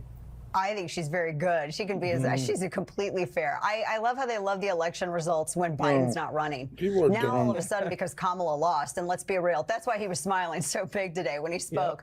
Now that she's lost, oh, it's a free and fair election. It's all good, folks. Nothing to see here. He can smile. Jill can wear red when she goes and votes. No hidden messages there. We all get it. It all makes sense to us now. But this idea that people are going to have their rights stripped from them, Jesse, I, as a woman, and you may want to ask your wife, I don't think that we have gotten our orders from the government about getting measured for our handmaidens costumes yet. No. I haven't received any notification from the feds about that. I'm waiting because that's what I was told. I just don't get it because Democrats say we're in like a great economy right now, but wouldn't it be Trump's great economy? I don't understand it. By all these leftists that I was going to be turned into a handmaiden. Hasn't happened yet. Nobody's been stripped of any rights. Well, I don't even know what a handmaiden is, but no one's getting a letter in the mail. If anything, you're getting a That tax horrible cut. Margaret Atwood book. All right, Yeah, Dana, great to exactly. see you. Talk to you soon. Johnny, out in the streets. AOC, they're afraid that they're going to go to jail. Stop crying, Jimmy. If you gotta go, you gotta go. Fox News alert, Republicans just picked up another Senate seat. Republican Dave McCormick declared the winner in Pennsylvania, defeating Democrat incumbent Bob Casey. The race has officially been called, but Casey's refusing to accept the results of the election and refusing to concede, which we were told was a crime against democracy. We're still waiting for calls in Nevada and Arizona. Republicans are trailing ever so slightly in both of those races, but it's not over until it's over. A 53-seat majority in the Senate would give Donald Trump. You're going to get me kicked off YouTube. Let's wait till Trump's president again and he gets rid of all this censorship, and then I'll answer that, all right? Deal, Von? Pretty comfortable margin. Deal, Von? Theo Von. To confirm his cabinet and judicial nominees and move his agenda forward. The House hasn't been called, but Republicans are cautiously optimistic they'll keep it. On to another Fox News alert. Donald Trump has announced his first hire. Susie Wiles, his 2024 campaign manager, has been named White House Chief of Staff.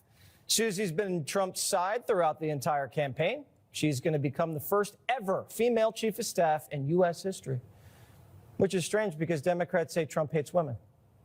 I don't know if you guys know this, but Susie's the daughter of legendary NFL announcer Pat Summerall. So we know she comes from good stock. There's already names being floated to lead the State Department. You guys want to hear them? Let's go. Senator Marco Rubio is apparently a top contender. Rick Grinnell's name's also in the mix for Secretary of State, as well as possibly running the CIA. For Defense Department, we're looking at Congressman Mike Waltz and Mike Pompeo for Defense. Pompeo not stopping until he's held every single cabinet position. We're also hearing Tom Homan's being considered for Homeland Security. And there's a lot of talk about who could be named press secretary. We're hearing Trump's campaign spokesman, Caroline Leavitt, is a top contender. I'd like Tucker as press secretary. What do you guys think? I could see Tucker being press secretary. We're also hearing Republican CNN contributor Scott Jennings could be in the running. I'm cool. We're also hearing other cabinet positions might go to Vivek Ramaswamy, Doug Burgum, and there's a lot of speculation about where Tulsi, RFK Jr., Tim Scott, and Kevin McCarthy could land in the administration. I don't know about Kevin, bro. And sources Kevin tell us McCarthy's kind of a rhino. prime time that Johnny's being considered for Secretary of Transportation. So what are the streets saying about Donald Trump becoming the 47th president? Ready for the dictatorship? Hell no.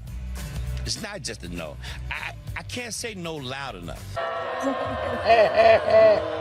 How'd you I take like the your election answer. results? I cried. This is a disaster. Do you need a shoulder? No, I've got one, thanks to, actually. There's no point in saying good morning. Because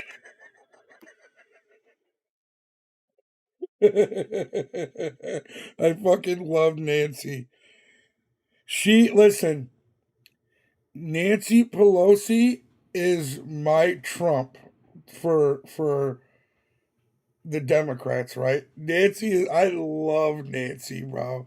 She is so fucking funny. When she gets pissed, it is the fucking funniest thing in the world. it certainly is not one. Donald Trump elected 47th president of the United States. Oh my God. Oh my God, not again. I'm smoking. Cried? This is a disaster. Do you need a shoulder? No, I've got one, thanks to, actually. Yeah, I like it. Free Uber rides for women if they don't There's drive no point anymore. in saying good morning. Because it certainly is not one. Donald Trump elected 47th president of the United States. Oh my God. Oh my God, not again. I'm smoking some weed. I'm getting high. She was a shoo-in. She was a shoo-in. Because she did so great. Hai chân tiếp theo, mỗi chân mong một. He wasn't a shoo-in though. We're sorry. You were lied to.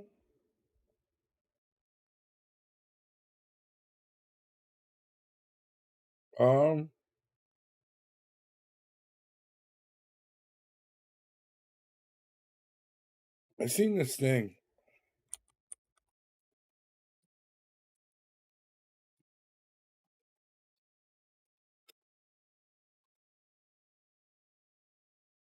So this is Nick Merckx reacting to it. I want to find the video he watched though.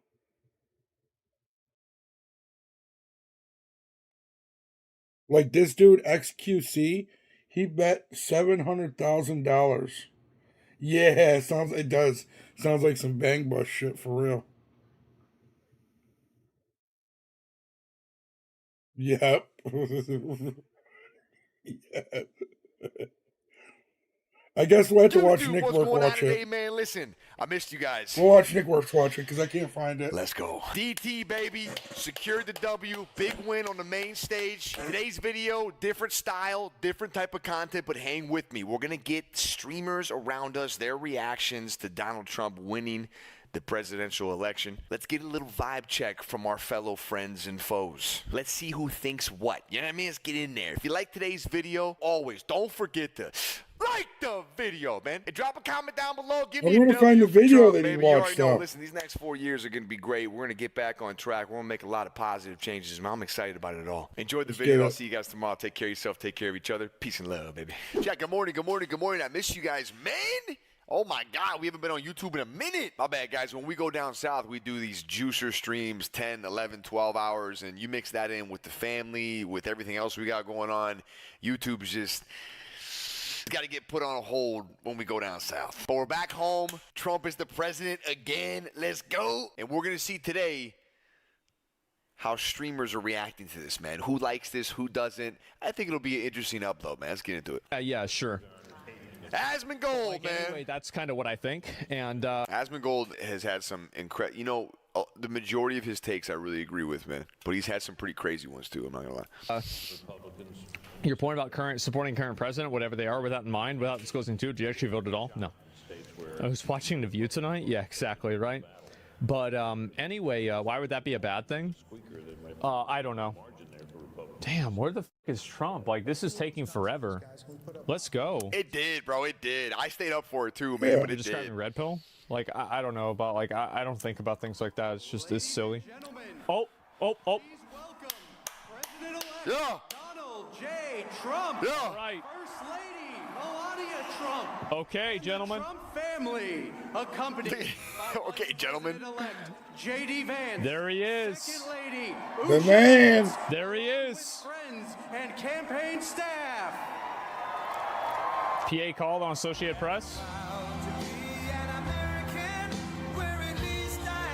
And it also looks like we'll be keeping control of the House of Representatives. Jesus, a full fucking sweep. Yep. With the Supreme Court. Yeah, you're gonna see some changes this time around, man. Some yeah. changes. Oh my God. He's doing a terrific job. Nah, JD got kids and a wife. That dude's a family man. I want to also thank my beautiful wife, Melania, First Lady.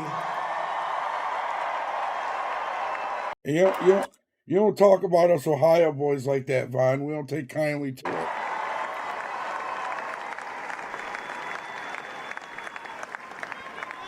Is he going to shout out Barron for telling him to go on the podcast? The number one best-selling book in the country. Can you believe that? Oh my God. Jinxie. He's a Florida boy. I love these places. He's a Florida boy. I guess. I don't know him very well. He's young, right? We don't talk about us Typically, Ohio boys. Young people, Democrat. As you get older. And Ohio boys and Florida boys were locked like that, bro. So don't fuck with us. Older, you get more and more Republican. It's just the way things go. I don't know. I guess maybe like he's a little indifferent. I bet his dad is probably Republican. We'll see. Places. Georgia, Pennsylvania, and Wisconsin. Look at that microphone, bro. Wow, he won all those. That's crazy. We are now winning in Michigan. That is crazy. Arizona, Wow. Nevada, and He Alaska. won Michigan. I mean, that's Us carrying at least 315 electoral votes, insane. but that I still feel like Baby Gronk should have won Ohio, though. it's much easier doing what the All right, I'm done now. networks did or whoever called it I'm done. because there yeah, was no please, other man, please. there was no other path to victory. Fucking Jinxie. He's just Such a trolling, bro. There's no weirdo. way. Gary, are you gonna give me some opinions or what, man? That was great. So Jinxie was trolling. Asman, I have no We got idea. a new president, chat. Holy. Kai, Young from New York. Mike Johnson, I think he's doing a Because we Let's need see, the let's see. stimulus checks. terrific job. I want to also thank my Yeah, I'm not. Melania, First Lady. Wait, nigga, you don't know what stimulus check is? I know what a stimmy is. But that's I know what a stimmy is. Wait, do we still get those now? We still get stimulus checks now or no? You still get what? Do we still get stimulus checks now? Best-selling book in the country. You still get what? Stimulus checks now. He's like, what the fuck are you talking about? Gary, I don't what know. is this? But I swear to God, I don't know shit. I don't know shit. She's done a great job. Works very hard. I don't understand shit. Works very hard to help. How they frying you? They say I'm dumb. I know. Bro, if you don't know shit, then you gotta educate yourself. I know stuff about Trump. Nigga, get stimulus We checks. all think our children. Who's he with? Who's that? Well, I didn't think Yeah, Sarah's Ohio. Yep. Okay, like I don't know a lot Stimulant checks, bro. I love this shit. about X, like He bet 700,000 on Kamala to win. politically. I don't know where he aligns, but I do know he's single. He looks like Smeagol. He's criminally online 24/7. If he got in front of a dumbbell, it'd be a bad day for him, not the dumbbell. I like the guy, but it would, you know, it wouldn't fucking shock me, right? If he didn't like Trump. I'm just. Coming like that the whole year, Lamau, brother. You act like this is like the first time we've done something like this before. Minus 700K. Minus 700K. Chad, he did a $700,000 bet that Kamala Harris would win the election, and he what a did loser. that because he said the odds were too good. I think Trump was like a 200 odds favorite. I'm not really sure, but he said the odds were too good. It was the same. Well, it was the same thing. So great. I went for a big multiplier on the World Cup. And got What are we clapped. playing right here? What game is this? Dota? Like all the financial stuff that helps. DTC is pumping. Still no tax on like unrealized gains on stocks and everything. Tax cuts, like Trump being in office literally nets me like millions of dollars. Like, yeah, this is like maybe mauled. I'm confused. But think about this. The fact that Trump is in office will net me more, probably maybe 5 times more you'll make your entire lifetime. From the moment you are born to the moment you will die. Chad, do you think it's weird when streamers flex how much they That's make funny. on like a hater in the chat or something? Is that strange? I've done that before, and every time I always get like a weird feeling after, you know, but you don't wanna, I don't think. Just the fact alone. The fact alone he's in office. The fact alone. Just nothing else. I haven't moved. I didn't go to war. I didn't do nothing. Like, just in general, Yes, they need to learn Hassan. Cuck, man. And then they're going to be able to count the votes, and then we'll be able to find out who won that state. There we go, So, bro. be on the lookout. We'll figure it out by 2028. This guy's got pearls around his neck, bro. Oh, Lord. Like, aren't you supposed to be celebrating right now? What a fucking pathetic way to operate. We got receipts, bruh. For the Democrats in the chat. We're for the making sure you liberals in the feel chat. that shit. Feel it. Remember, yeah, the situation is dire. Okay? America's future prospects are not looking too great. And the reality is What? that they weren't looking great. Things have never either- looked better than in they do either right direction, now, right? man. Yes, But sir. you are sad. Nobody's sad. You will never be as pathetic as a dude who's like, oh, my president finally won hamburger. I'm going to go to the fucking liberal chat and and yell at all the liberals they're soy, then Good talking I'm gonna about. imagine What do you mean they're that's great? crying tears. That's great. We're going to imagine that?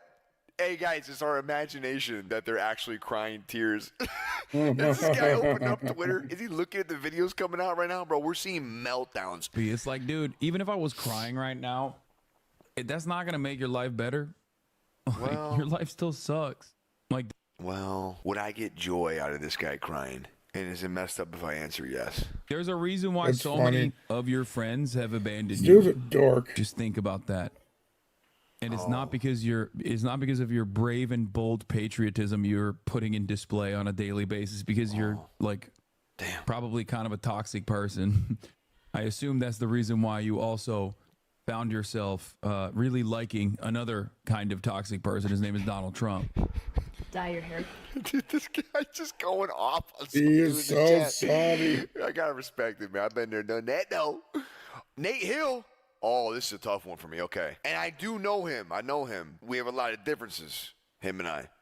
Love the guy though, man. High Okay. up on my list. Love That's the cool, guy. Felicia. I don't know if I can call this one, man. I don't know what. Have I a don't good know night. which way. I think he would lean left. Maybe. I don't know how many. How am I gonna get 400,000 followers What as well? color? What color? We're gonna do. Blue. We're doing make. Right. Is he in an MFAM shirt doing makeup? He's in an MFAM shirt doing makeup. He's doing a subathon.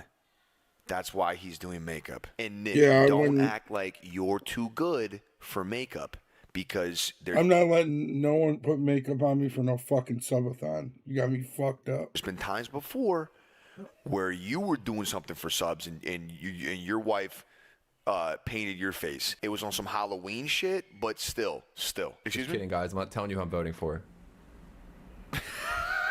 You'll never guess. Damn, dude. It's really happening. He's back. Voldemort is back. Lord Voldemort is back. What's gonna happen, chat? That's so annoying. Is the world gonna explode? That's We're fucking gonna have segregated great. bathrooms again. Biden's fault. Biden low key. Not even low key. This guy makeuped up right now. He Tanked Kamala's campaign. Yes. Oh, this. Well, then there you have it. Here we go. Hey, train. Oh, fuck. Here we go. Jesus Christ. You're very loud. Oh shit! I know why. 1 second. We fix. Brother, did you see that? He shouted you out. Yes. I was watching that live, man. I'm sorry. Aiden I wanted to loves wrap it. it up. It's honestly amazing, bro. It's That honestly, That should be surreal to you, bro. Like, that's like, you have to understand, brother. Like, out of all the amazing things you've already done on stream, to get shouted out on a presidential speech, Yeah, that's that's up there. unheard of. I think Trump is the better option of the two shitty options. That's what I was saying also. I wonder what makes him think it's shitty. So I think Kamala winning is worse than Trump winning. I get what you're saying. You're saying that you basically you don't like either of them, but you prefer Trump over Kamala. I'm saying that both are shitty, but Trump is less shitty. Okay. Well, look, dude, that's your opinion. I think that this is an answer that people give when they don't want to give the real answer. I'd say a percentage of this is true, and then a percentage of it is just. Yeah, so that means I'm not going for Kamala to win. Do you understand? He just don't want to say he wants Trump to win because he's trying not to say it to certain people. Yes, I understand. But for some reason, people think just because I say Trump's not going to do this or that I'm anti-Trump. I'm not anti-Trump. I'm anti both fucking sides. That's Goddamn so funny. fucking politicians. I get what you're saying. I hope Trump does what he says he'll do, though. In 2 years' time, we'll see. I mean, I'll give the guy 2 years. I think it's not fair to give him like a year. I think 2 years is a good amount of time. It's half his term, right? We'll give him 2 years, and then we'll revisit this. See, the real answer started to come out. The real, like what he really thinks started to come out, and then he'll walk it back a little bit to make everybody happy. I'm going to be an old motherfucker in 2 years, but hopefully, I'll still be streaming, and we'll revisit this in 2 years. And hopefully by then, things are changed in America. I mean, I'll say it on your stream. It's just good for streaming in general. People are like, "What the fuck?" I'm already texting Trump's team part 2 at the White House. That stream's gonna be crazy. Let's Wait, go. whoa. They're going to let you in the White House? Yeah, I'm gonna that'd be live nuts. stream at the White House. That's wild, chat. That's going to be a generational stream. Yeah, bro. It's dude, we're talking right now about it, right? So hell yeah, we're trying to figure out what stuff we're gonna do. Yeah, dude, I'm really, really pumped. You know, it's honestly, look at dude, just think like live streaming where I was years ago. It really makes me like appreciate this shit and like. It's dude. I'm still, I really don't even have words right now. Like, just in general, me doing this shit with Trump, I never pictured that ever. I wish I could find this video so I could just react to it myself. Brother, I'm glad, I'll be honest to you, and I've always said this, and you can vouch that I've always said this. I'm glad it's you and not others. And I told Kai the same thing. Like, I'm glad it's you guys doing this, not others. Like, if Kamala would have won, Lord knows. You know what I'm saying? Like, who would have been streamer-wise? You know what I'm saying? Like, so low-key, like... You're talking about Pokemon right there. Like, in that way, that is the silver lining. I'm glad it's you, and I'm glad it's not the virtue-signaling fucking pussies that you I agree. despise. That fake two-faced, three-faced, four-faced shit. So good I shit, completely bro. agree. I hope that White House stream happens, and I hope you're the first... Talk about Hasanabi, Pokemon, man. I mean, I completely agree. I would much rather have it be Aiden, Kai, and those guys, man. You know? Completely Not agree. a doubt. It's your second to do it, bro, because that's generational shit. Yeah. Yeah, I could do that. I could just make my own little compilation. I love that Chank's fucking losing it, bro. Chank is losing it right now, you guys. It's wild. Okay, so he named Susie Wiles. Breaking news, an historic first for the Oval Office. Donald Trump just announced Susie Wiles will be his chief of staff. Wiles was his campaign manager. She doesn't like the limelight, but she will be the first woman to ever serve as the chief of staff in the White House. In his announcement, Trump called Susie tough, smart, and universally admired. Let's get it. Is DG live right now? What's he playing? Oh, they're doing the zombies.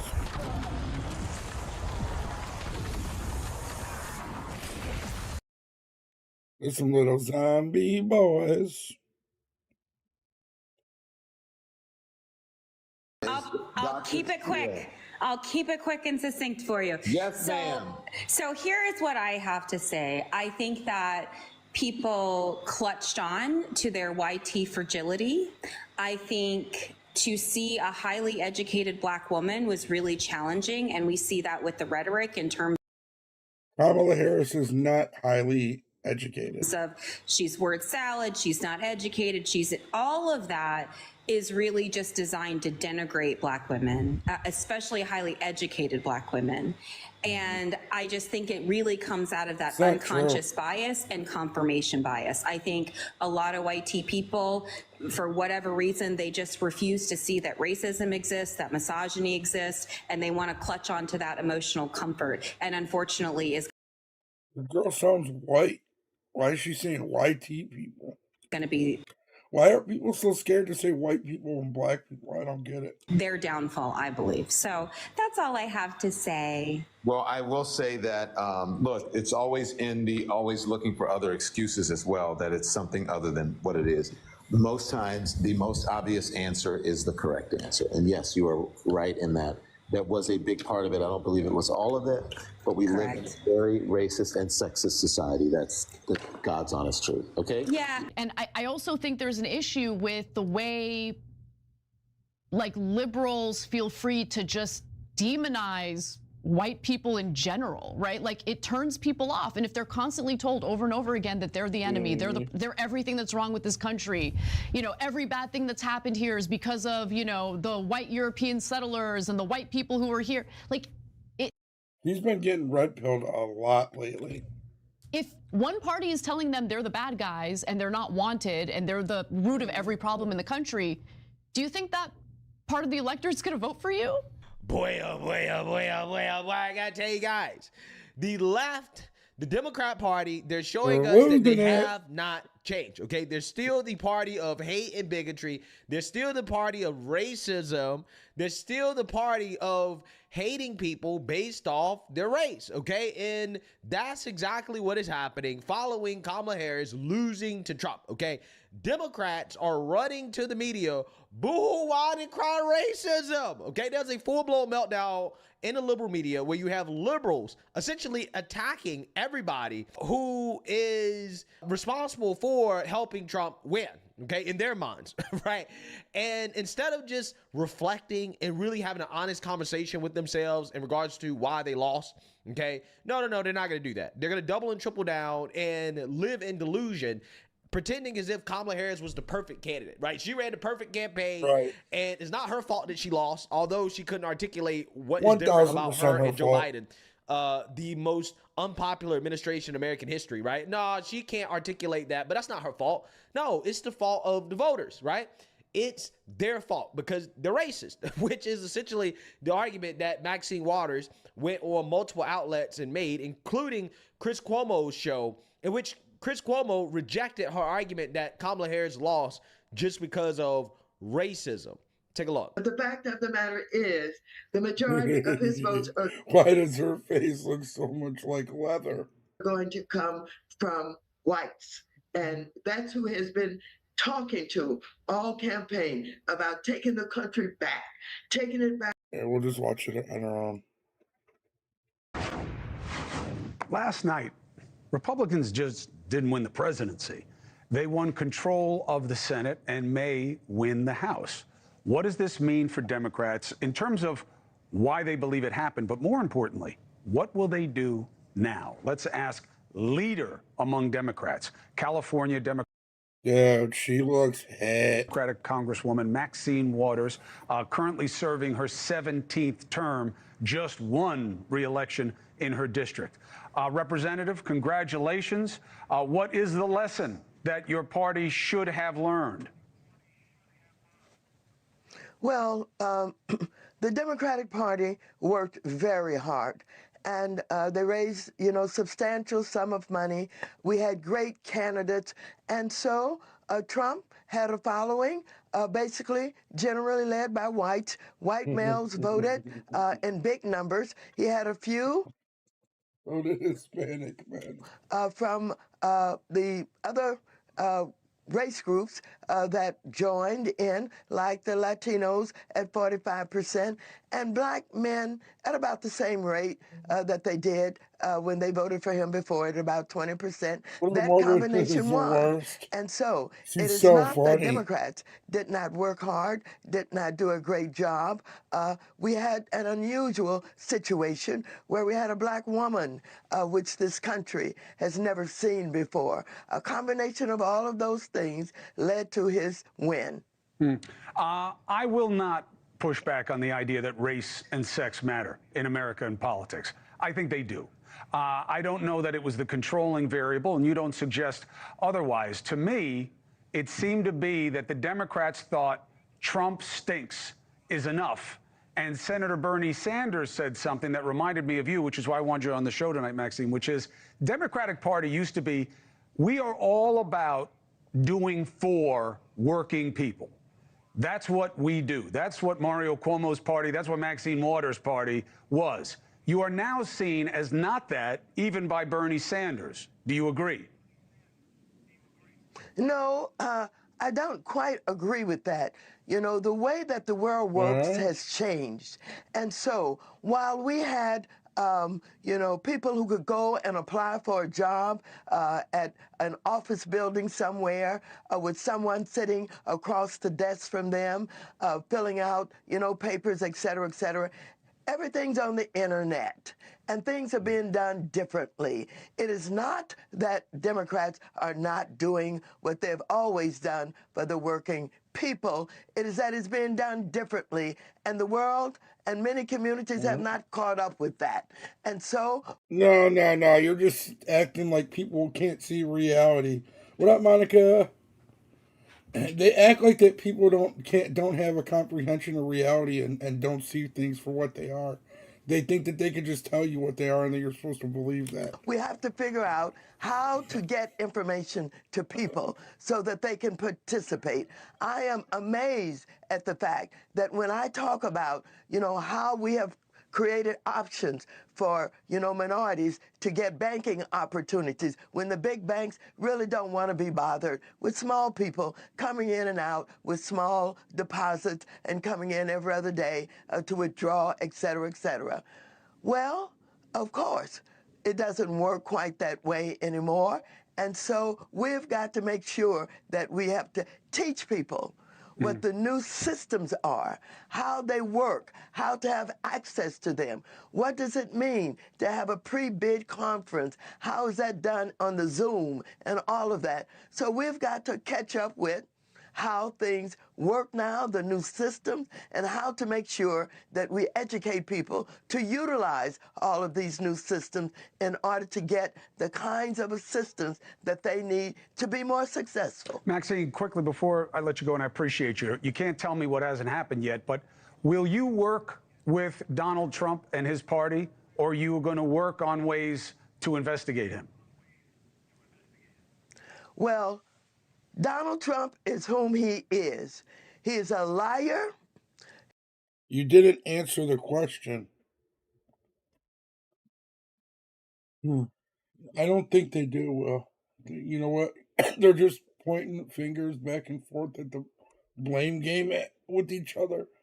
And they don't realize that they've lost touch with the core majority of the country. Like, legit, they lost touch with us. He is someone who has abandoned his own party in the way that he deals with people. There was, at one time, you could think about the Republican Party as being extraordinarily patriotic. This is a man who is in line with Putin and Kim Jong-un in North Korea. He doesn't give a damn about patriotism. So are you asking me, can I work with him?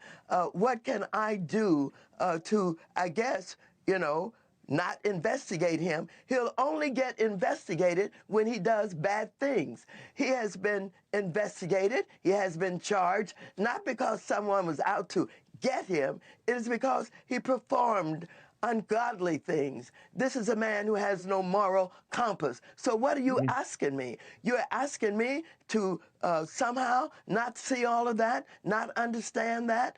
That is not possible. He is who he is, and he's going to continue to be whom he is. He said he's going to get retribution from those who have not worked with him, who don't like him. So he's out to annoying. get people like me, et cetera, et cetera. What should I do?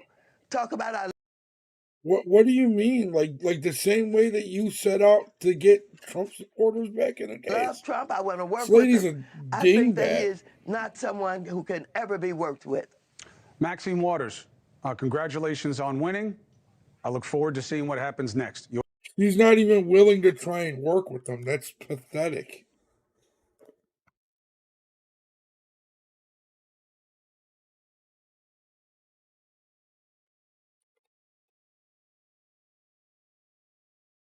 Every day, the Young Turks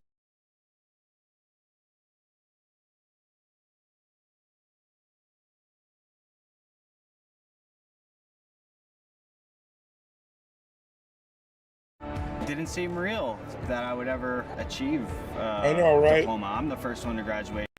Question was, President Biden, what were you thinking ever running for re-election? Must be clear. If Biden had stayed in the race, as some are saying, oh, maybe he should have stayed in there, he almost certainly would have done worse She's than like Harris. Pelosi's yeah. So for anyone She suggesting is. She's black. She's Pelosi in blackface. that the Democrats lost because Biden dropped out, that is a fantasy. The issue is that Biden probably... I would, instead of writing "Say It Ain't So, Joe," I just would have wrote "Say It Ain't Joe." never should have run in the first place. While many in the Democratic Party and even members of Kamala Harris's own team lay a lot of blame on Joe Biden for the electoral loss that Democrats experienced this week, turns out that the president's own team is actually pointing fingers right back at them. So, according to Biden's biographer, Franklin Foer, some of his closest confidants are still under the impression that if Biden had just stayed in the race, Democrats would have been victorious. He would have been elected for a second term. And in a piece for The Atlantic titled "Why Biden's Team Thinks Harris Lost," Fore writes that members of Biden's clan continue to stoke the delusion that Biden would have won the election, and some of his advisors feared that he might publicly You're my favorite uneducated white woman, Monica. voice that deeply misguided view. Now, Fore says that Biden's advisors were reluctant to say anything negative about Harris, but Biden advisors did level critiques at her campaign based on the months they'd spent strategizing in anticipation of the election. Embedded in their autopsies was their own unstated faith that they could have done better. Now, I think some of the critiques are. Do you think she's an uneducated white woman? What do you guys think? You guys think she voted for Trump or no? On the note, like they're right. Kamala Harris was doing okay in the beginning of her campaign. Yes, part of it had to do with the excitement, but part of it also had to do with her message. And then she changed her message to a pro-business, more moderate message in regard to economic policies. Yeah. So let's just show I'm that somebody's favorite. Trump was clearly ahead in the polls when Biden was in the race. So before I get to, some of this other stuff and go to you, Cenk, let's take a look at this. The New York Times poll on the day. No. I didn't mean actual education. Well, I meant, do you think she voted for Trump because white women came out 54% and voted for Trump this year, and The View called them all uneducated. That Biden dropped out. So now it's like a thing, white women that vote for Trump are uneducated. Had him losing by 3 points nationally and getting wrecked in the battleground states. Let's take a look at the other. Wrecked, absolutely. A New York Times Siena College poll found Trump was ahead of Biden by 6 percentage points among likely voters and 8 points ahead among registered voters. And then on top of which, let's look at the other graph here. In a July Gallup poll, Biden received a 36% job approval rating from the American people, and that was his lowest ever. Jesus. The majority of Americans, 58%, disapproved of the job that Biden was doing. So it remains to be seen how Biden or his staffers could think that he would have won this election. Right now, his popularity has ticked back up slightly to an underwhelming 41%. So, Cenk. Yeah. So, fair show in America. So I'm actually going to give a tiny bit of credit to the Biden staffers in a minute. Okay. But first, a lot of discredit. I want you to notice the first thing really that would have. the Biden. I think he even would have maybe taken California if Biden was still in it, and New York. Advisors are split. Half of them are saying, please don't say it out loud. You know what, though? I think her name's Alyssa Farah Griffin. I remember it now. Alyssa Farah Griffin, I think she's starting to come around, and I think she wants to she's trying to get back in Trump's good graces. We would have won. I'll That's show you really guys in a embarrassing. second. Don't do that. It'll just make it worse for your legacy because they're trying to look out for him, right? So I don't know which ones are which, so I don't know who to give credit to on that side. But the other half are the deluded ones who are like, oh, we would have won. Remember the garbage comment that Biden made, 4 or 5 days before the election? Everything but Minnesota. If you watch that whole clip, it's not just that he called Trump supporters garbage. I don't know if it would have been exactly Reagan-esque. I feel like maybe Biden would have taken like 2 or 3 states. I think by accident. But he's like, and then Reagan was we're a going to dog. rally Puerto Rico It was a supporters disaster. garbage. He can't speak anymore. Yep. He would have fallen apart at the seams. He might have lost. I think he would have lost about 40 states. He might have lost them all because he couldn't speak at that. You can't vote for a guy who with absolute certainty is senile, right? So, and losing by 8 nationally? Come on. Losing by 7 points, and it would have only gotten worse, not better, because every time he came out to speak, imagine they would have done another debate. No, but that delusion is what kept him in the race. First of all, that delusion led him to run for re-election in the first place, which he should not have done. Okay? Very true. That delusion led him to remain in the race as long as he did, thus depriving Democratic voters of an opportunity to engage in a robust primary process and pick a candidate that they wanted rather than a candidate who was anointed. And look, who knows? It might have ended up being Kamala Harris. I doubt it, but there's a possibility. But if it had happened the right way, she would at least have the opportunity to run a full campaign. Nothing at all. As opposed to. But look at her. She did nothing at all, Monica. She's a do-nothing Democrat. Against Biden or against Kamala. A last minute, there's only a few months left campaign that was a disaster. Okay, there were a few highlights, a few good moments from Kamala's campaign, but honestly, I can count them on one hand. In reality, she pivoted, and she pivoted real hard to an unpopular message, and she wouldn't get off of it. So that was the critique that, you know, some of these Biden staffers had, and I want to get to that. Are you ready for that? Yeah, no, one more thing here. So notice that the Biden staffers said they could have done better.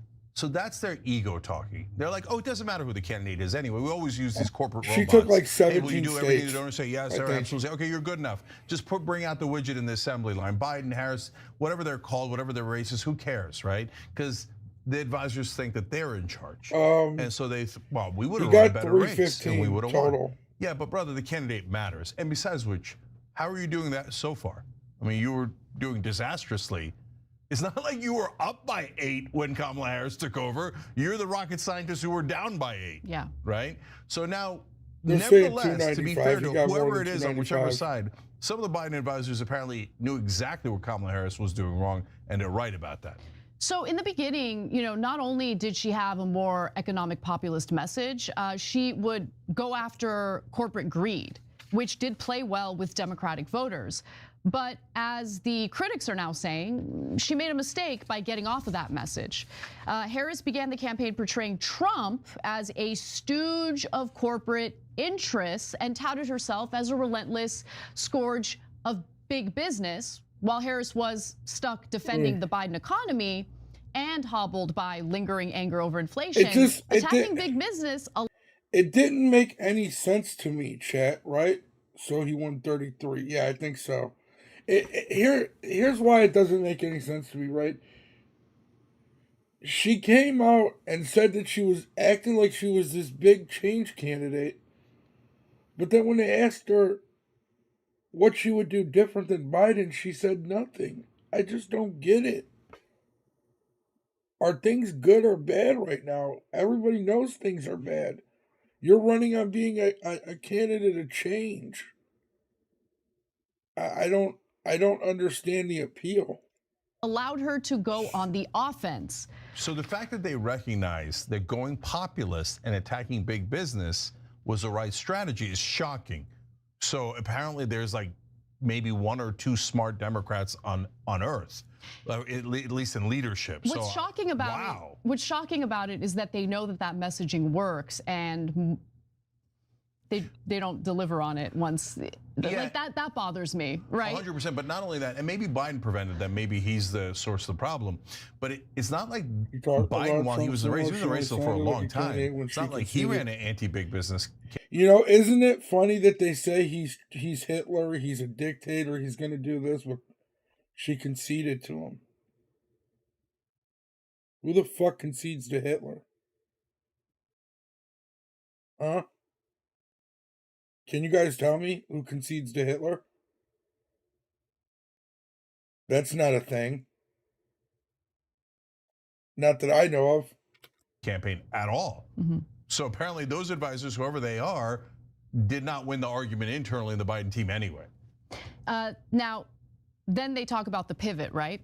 Then, quite suddenly, it's not really that sudden when you think about the billionaire money flowing into her campaign coffers, but then quite suddenly, the strain of populism disappeared. Because one Biden aide told me that Harris... They think that they could just say whatever the hell they want and nobody will fact check it, nobody will look into it. Oh, yeah, you're right. Steered... Which is how some people are, which is what's pathetic. ...away from such hard-edged messaging. But then there's people like us where we'll see things and we'll be like, no, that's not how it is. At the urging of her brother-in-law, Tony West, Uber's chief legal officer.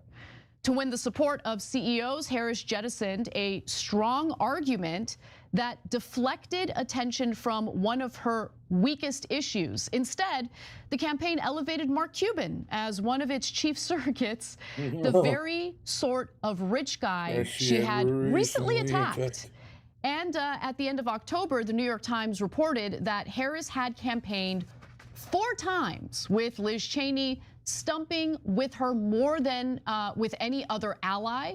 She appeared more in October with the billionaire Mark Cuban than with Sean Fain. Obviously, that's the president of the United Auto Workers and one of the nation's most visible labor leaders, because F labor, right? Like. Yeah, you guys nailed it. So that analysis by whoever the Biden advisors were exactly. I love watching these people have to tell the truth. It's great. Correct. It's amazing. Yet no Democrat actually does it. So now more. It's not going to be like that for long, Monica. Believe me. More on that. Her sister ran her 2020 campaign, which turned into a disaster. So here she is again. Oh, I'm going to go to family. Oh, in this case, it's a guy who's basically a glorified lobbyist, his or her brother-in-law. Oh, you think that big business should get everything? Oh, well, okay, I will listen to you, family member who's a lobbyist, and I will funnel and I will run my campaign saying big. But yeah, Cenk will still support him anyway, so it doesn't even matter what he says. Business is great. I love corporate CEOs. She bragged so much about that letter of the 90 corporate CEOs who backed her. And in every appearance, they're like, all the CEOs are on our side. What happened to be anti-big business? When she was anti-big business, guys, we showed you this on the show day to day. Her numbers went up, up, up, up. She was up 5 points nationally. She had it. At one point, she got a poll that had her up 7 points nationally. That was comfortable enough to win the Electoral College. And I said, oh my God, if we had the, I said, do you remember? But why do you want her to win?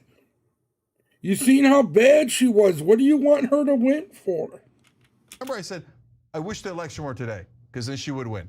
From that point, she listened to her dumbass, corrupt brother-in-law, and she turned around and went in a pro-corporate, pro-donor direction, and it cost us everything. So whose fault is it that we lost the election, Biden or Kamala Harris? Both of them? Exactly. It's a trick question, guys. It's both.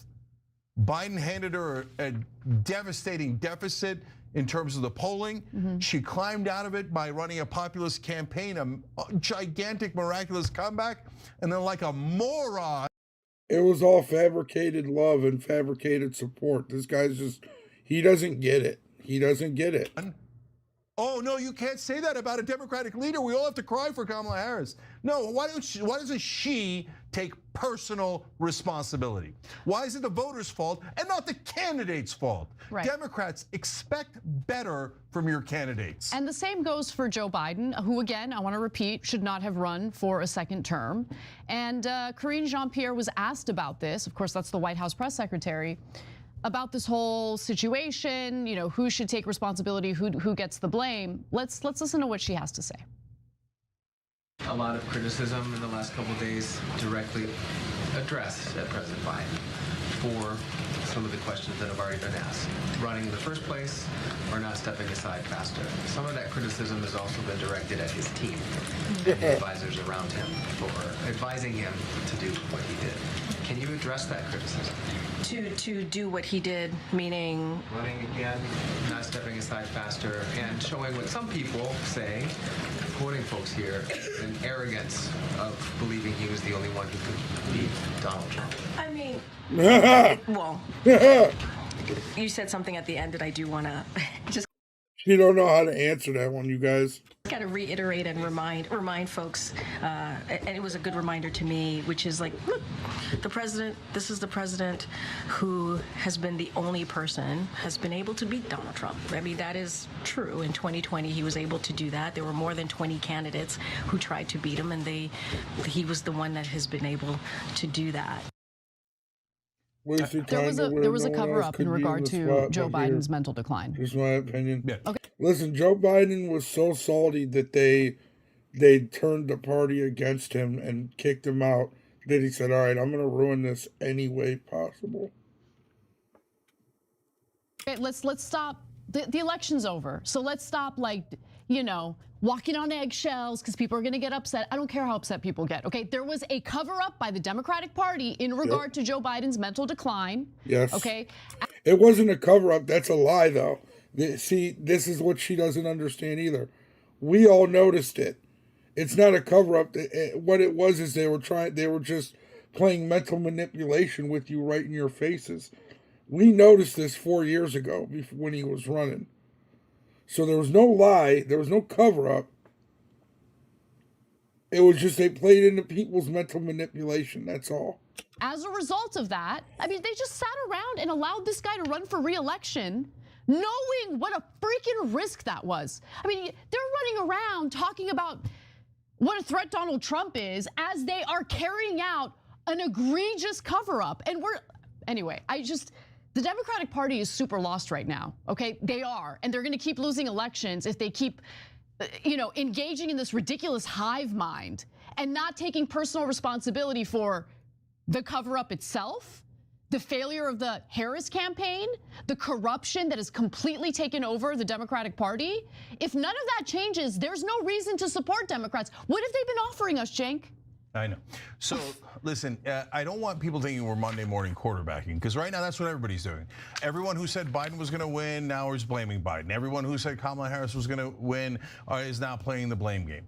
We told you this about a year ago. Now I'm going to show you this tape, and we started this because right now what all these people who are yelling at us are saying is, oh, you know what? Biden should have stepped down from the race over a year ago, so that we could have a real primary, so we could pick the best candidate. Gee, I wonder who's been saying that for the last year. So let's show you the tape, C2. I'm tired of these guys. We're doing a petition. And so, look, the petition is get out. I put it a lot more politely than that because a lot of people love Joe Biden for whatever reason. They just think he's too old and he's going to lose. I 100% agree that he's going to lose. So we're doing a petition. President Biden, please drop out. You're going to send in a hobbled candidate who's 80 and looks like a wounded antelope, who 67% of Democratic voters say. I just love hearing Cenk flip out, dude. It's so funny when he's pissed. It's the greatest. We don't want him. The guy's got to go. That was in September of 2023. September of 2023. Okay, I remember people being real upset with us, so angry. Oh, you're hurting the Democratic Party. Because God forbid, political pundits do their job, right? Like, I get it. I get that people expect you to actually be an operative for one party or the other, okay? That's not what we do here. We give our analysis. And the fact that that's what you were saying on air in September of 2023, and it would take him nearly a year to finally drop out of the race is infuriating. The cover-up was happening the whole time, but we were the bad guys, right? It's so ridiculous. So I'm sure, though, all those pundits that are saying he should have dropped out in September 2023 are going to come apologize to us for yelling at us at the time and for a whole nother year, right? And by the way, because of, I couldn't believe he wasn't dropping out. In an act of desperation, as you all know, I ran in the presidential primary against him. A couple of the URLs that I bought were bidensgoingtolose.com, woundedantelope.com, okay? So this was so obvious, as every liar on TV and every liar in the Democratic Party was lying to you guys about how great a shape Joe Biden was in. So last thing I'll read you guys is, so they, we talked about Liz Cheney, and they decided to go with the corporate CEOs and the Liz Cheney strategy because it was such a genius move, because they were going to get the Republicans in the suburbs, remember? No, that wasn't a genius move at all, though. Nobody wants to see Liz Cheney or fucking Dick Cheney. Nobody cares about them. Who did they think they were getting with that? Hello, everybody. I'm Jesse Waters, along with Judge Jeanine Pirro, Harold Ford Jr., Dana Perino, and Greg Gutfeld. It's 5 o'clock in New York City, and this is The Five.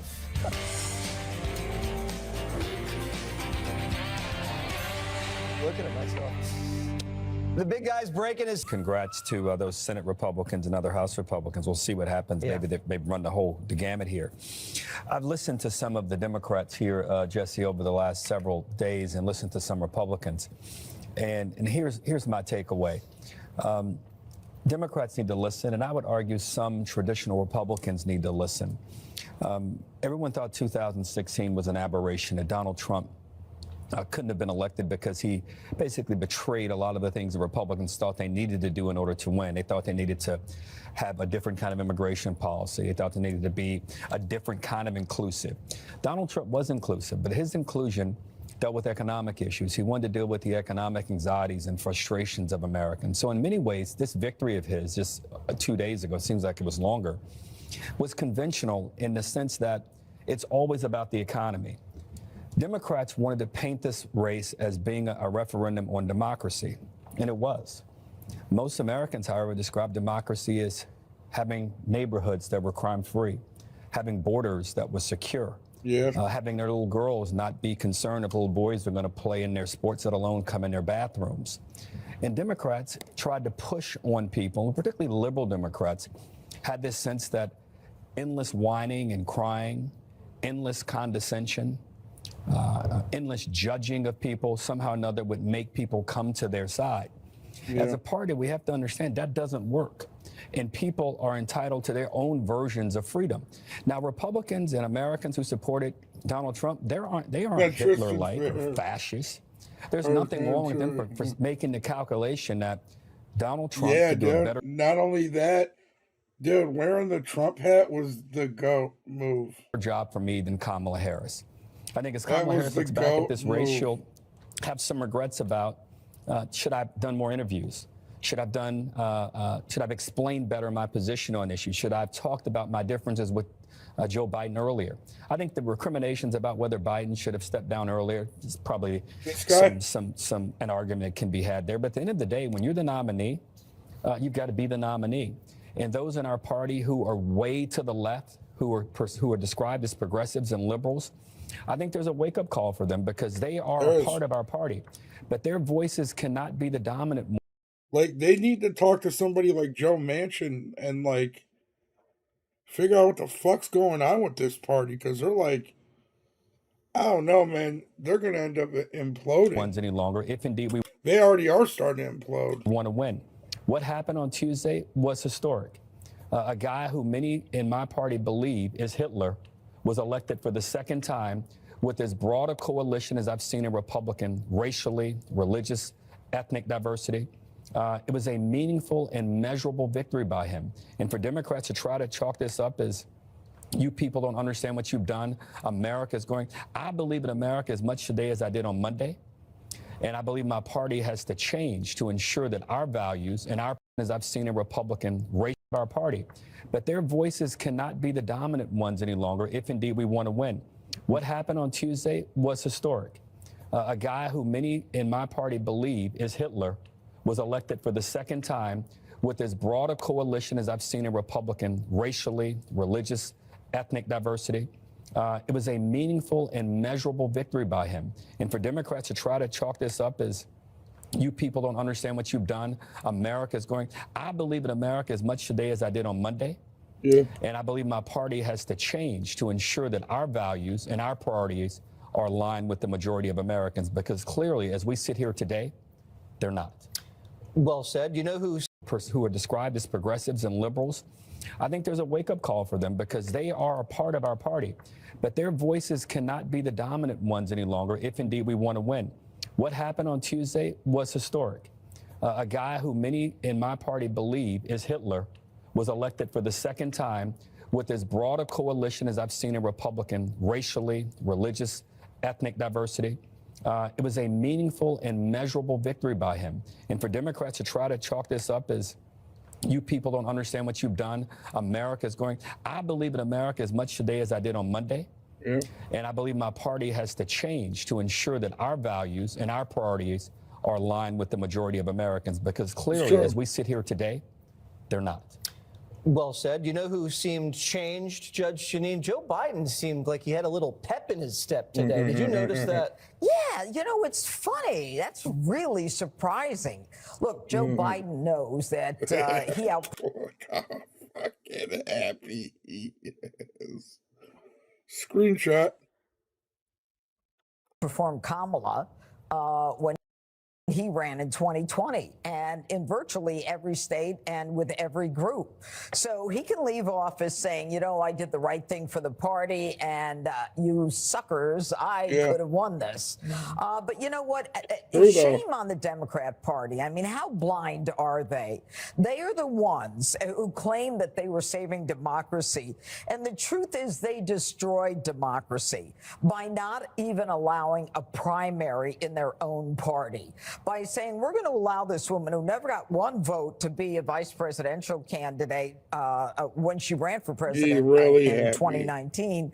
She didn't get one vote to run for president in the 2024 race. And they talk about democracy. They just moved her up. She just kept getting moved up. And how non-introspective can they be to not realize the woman didn't answer any questions?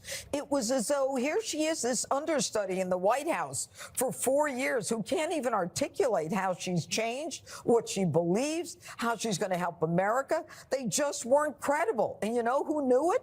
The Raging Cajun. He knew it. He said, you know what? You people are speaking nonsense to the American people, which is why Donald Trump, and he's not Hitler and he's not a fascist, which is why he won, because they don't believe the Democrat Party and they better change their approach or they're not going to win again for a long time. And finally, you know, Nancy Pelosi, I mean, she gets up and says Joe Biden belongs on Mount Rushmore, but she arranges the coup. I mean, they're not believable. You know what the Democrats aren't pointing fingers at?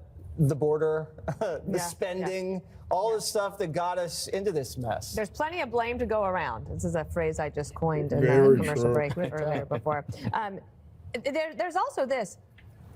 She raised over $1 billion in that 4 months, 107 days. On October 16th, she had $118 million in the bank.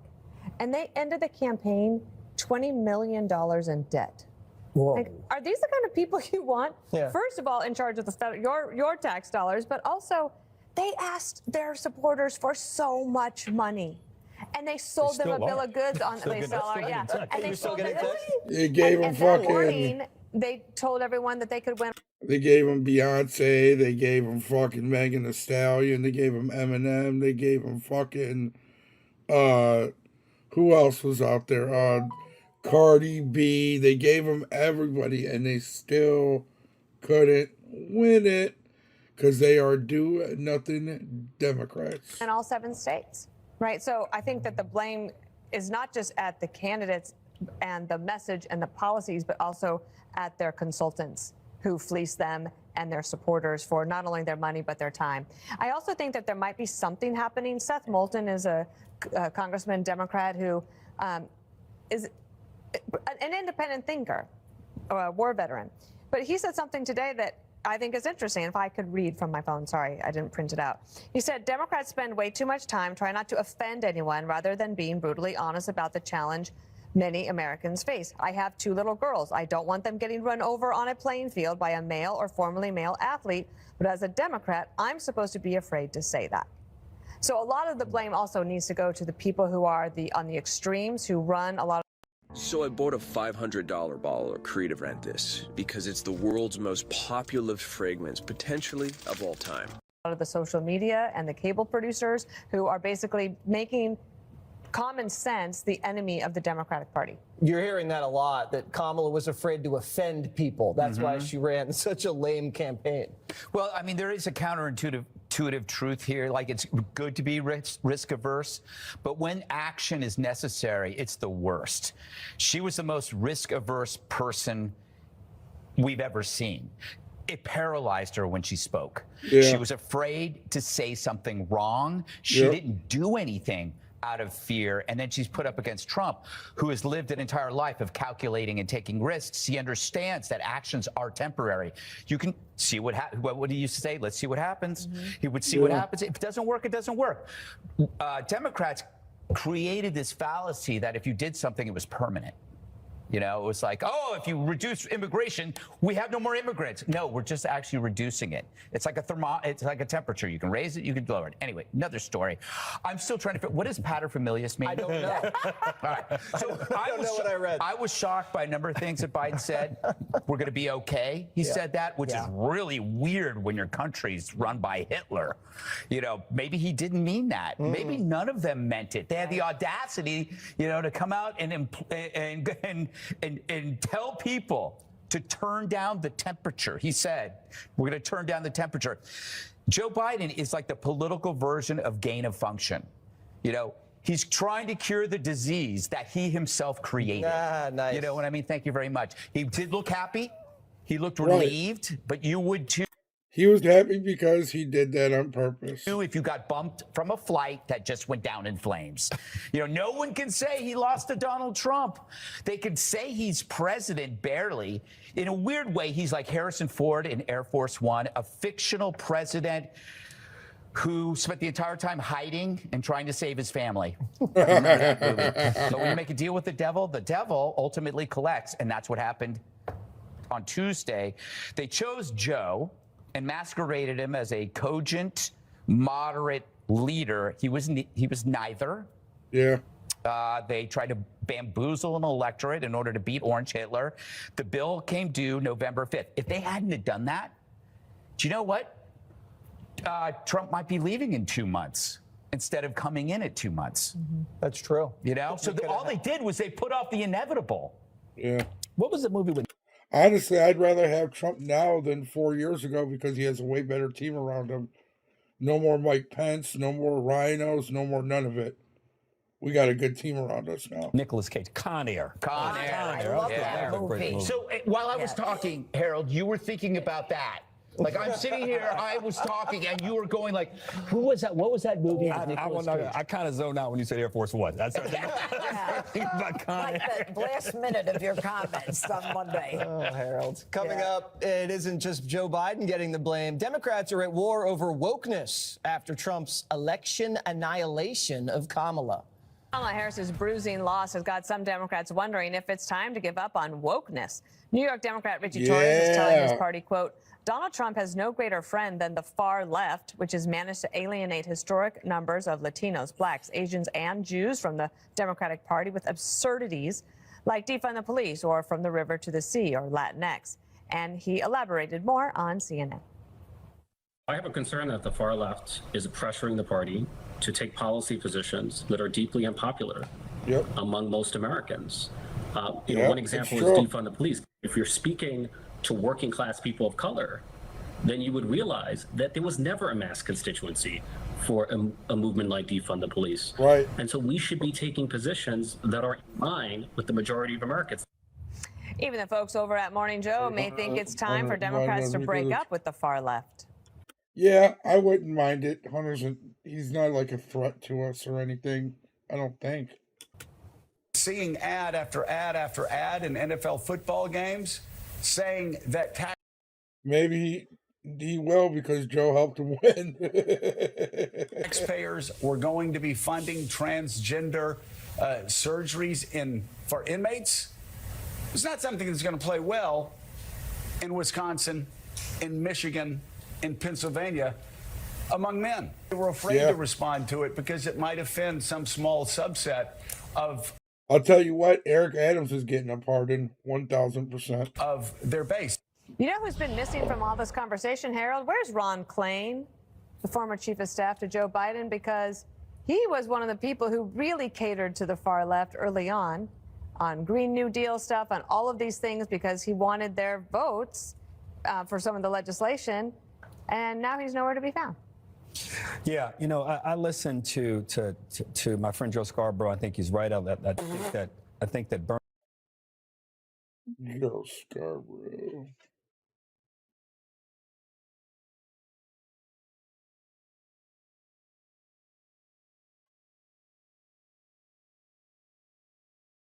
Where the hell did that go?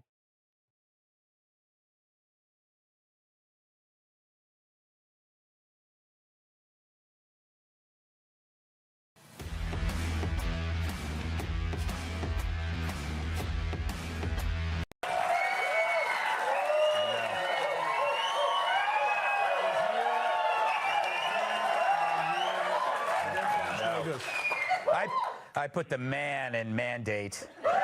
Happy Thursday, everyone. So President Biden addressed the nation today at 11 a.m. Eastern, or as he calls it, bedtime. It was there he promised a peaceful transfer of power to Donald Trump from Barack Obama. Biden congratulated Trump on his win, thanked Kamala for his service, and then announced his plans to run in 2028. Meanwhile, Kamala gave her concession speech yesterday. A squirrel ran across the stage moments before. The audience also thought they saw a raccoon nearby eating garbage. Turns out it was just Nancy Pelosi. Yeah.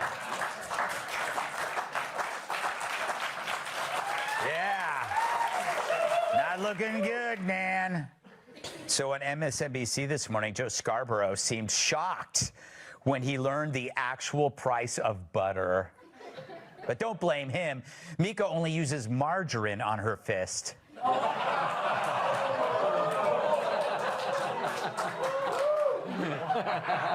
Good one. I'm so glad you knew what I was going with there, you know?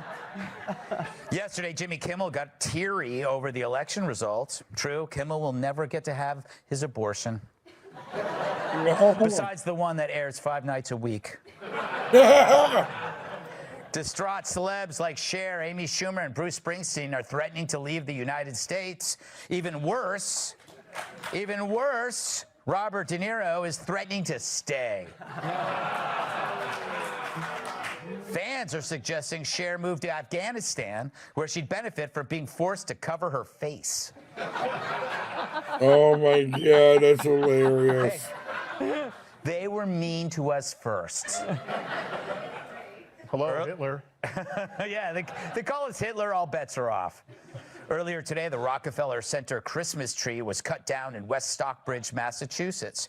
It'll be hoisted into place using the same crane that they used to lift Joy Behar out of her limo.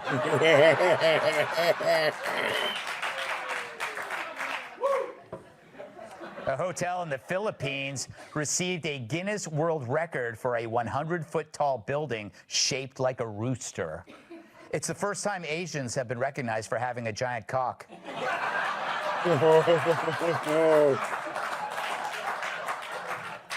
That's another word for rooster, not penis.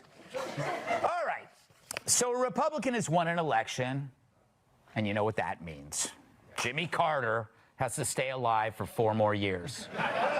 It's also time for liberals to tell themselves that they're still right about everything and their hysteria and delusions of persecution are perfectly normal. Yet right now, they're melting like that stick of butter Joy Behar keeps between her thighs to prevent chafing. Case in point, last night, all the... You know what? If I ever cry on TV, it'll be because Maroon 5 put out a new song. But that's it. You big... Now,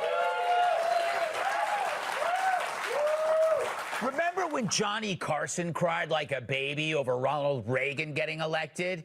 Yeah, neither do I. And you know why he didn't? Because his wife didn't keep his balls in a Tupperware container next to a box of tofu burgers. But the killer phrase was at the end when Kimmel said, "You just don't realize it." Because you see, he's smarter than you, and he needs you to know that. And his ego can't bear that there's someone out there more famous and more influential than him. I got news for you, Kimmel. The last time you mattered, Bruce Jenner still had a penis. Love you, Bruce. Jimmy's career peaked with busty girls on trampolines. Now the only boob we see is him. He once co-hosted The Man Show. Now he's sobbing like he just watched Steel Magnolias 3 days into his menstrual cycle. Here's another morose He's such a multimillionaire. crybaby, Jose. Hey there. How you doing? If you watch the show regularly, I'm guessing you're not doing great. Yeah, me neither. Yeah, me neither. You're not doing great. You're filthy rich and totally immune from the crap you push on everyone else. By the way, I'm actually doing fine, Steven. Other than the 48-hour erection I've had since they called Pennsylvania. Oh, I already seen it earlier. I seen it earlier. Well, shit is so funny. Oh, it's painful. But Stephen, have you tried maybe just getting over yourself? You've been bashing Trump for 8 years, and all you've done is help put him back in power. After being wrong about something every day and night for 8 years, you might consider trying something new, like, I don't know, comedy. But at least Seth Meyers reveals the source of his anguish. Relevance. Trump has it, he doesn't. We're living in infinite time warp where Donald Trump has always been and will always be the center of the universe. There can be no escape. All hail our powerful and benevolent supreme leader. Yep. Or how about you just do your dumb little comedy show and stop acting like you tried to save the world, but we were too ungrateful to listen to your brilliance. NBC's late night show used to be wacky hijinks until Seth turned it into an hour with your gay therapist. So these fellas are experiencing deep mental pain. And it's not just them. Journalists are now offering tips to deal with their disappointment, frustration, even fear. And I get it. That's normal after any loss. I'm still mad about losing world's sexiest man to Johnny Depp. I would legit help pay for some of these people to leave. But why would people feel fear? Maybe because their only news sources are constantly telling them Trump's going to turn America into Nazi Germany. But you know who felt actual fear during the Biden administration?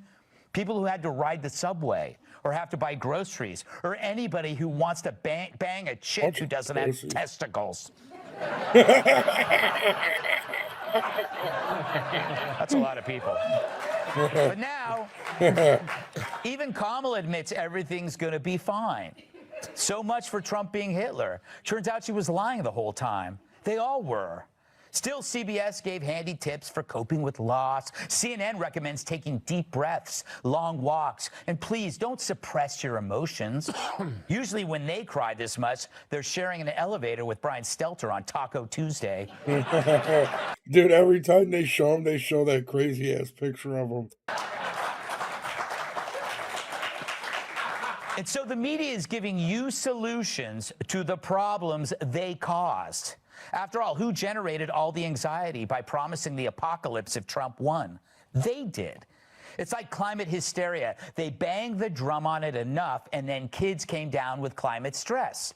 They pretended to cure a disease they cooked up in their own labs. It's like China coming up with a vaccine for COVID. Look at Kimmel and Colbert. They're wrecks because they believe the media. And yet, we're fine because we weren't brainwashed. We know the media's job is to lie, to create anxiety out of proportion to the actual threat or no threat at all. Journalists really only need to give you one tip to manage stress, and that's stop paying attention to journalists. Maybe these late-night losers will stop thinking that the world is ending, because we know under Trump it's really just beginning. Yeah.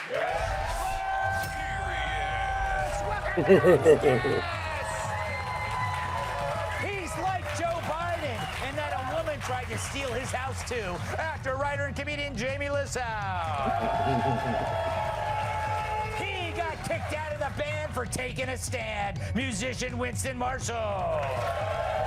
And when her water breaks, it'll be Poland Spring. New York Times bestselling author, Fox News contributor, Captain. And he's so big he gets his own electoral vote. New York Times bestselling author, comedian,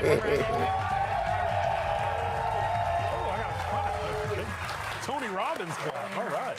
Jamie, you know, you often are depressed, miserable, lonely, suicidal. You generally think that there's no hope for you. So you might be the perfect person to come to for advice for these people who are currently looking for help. How do you get out of bed every morning knowing that life is worthless? This makes it harder. This line of questioning. Listen, Greg, I have an opinion. Yes. And a joke, unless nobody laughs, and I have two opinions. Okay.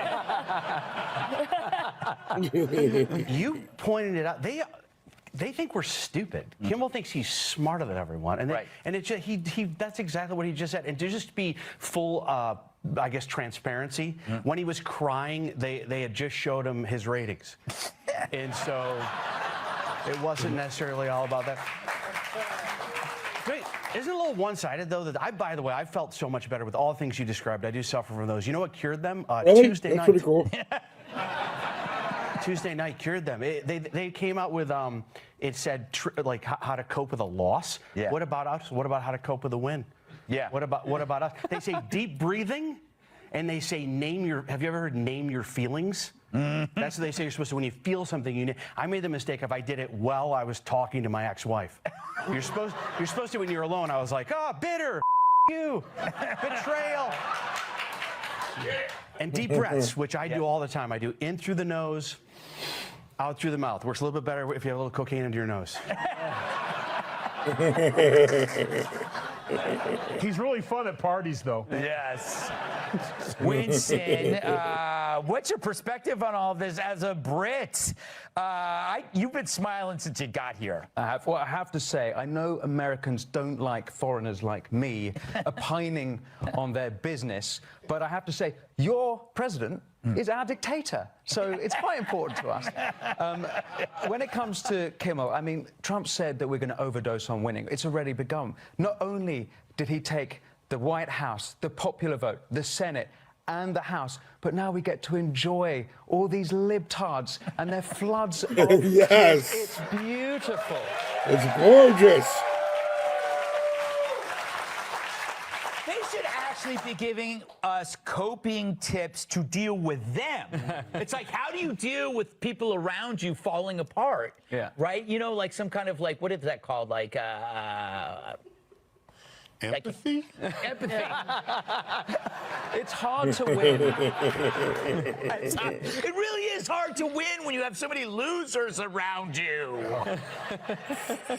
Kat, doesn't it feel... I know that you were for neither party, but don't you feel like there's been like a weight lifted from you? Like, it does feel having a definitive election and getting it back. I was almost flying to work. Yeah. I was like flying up 6th Avenue.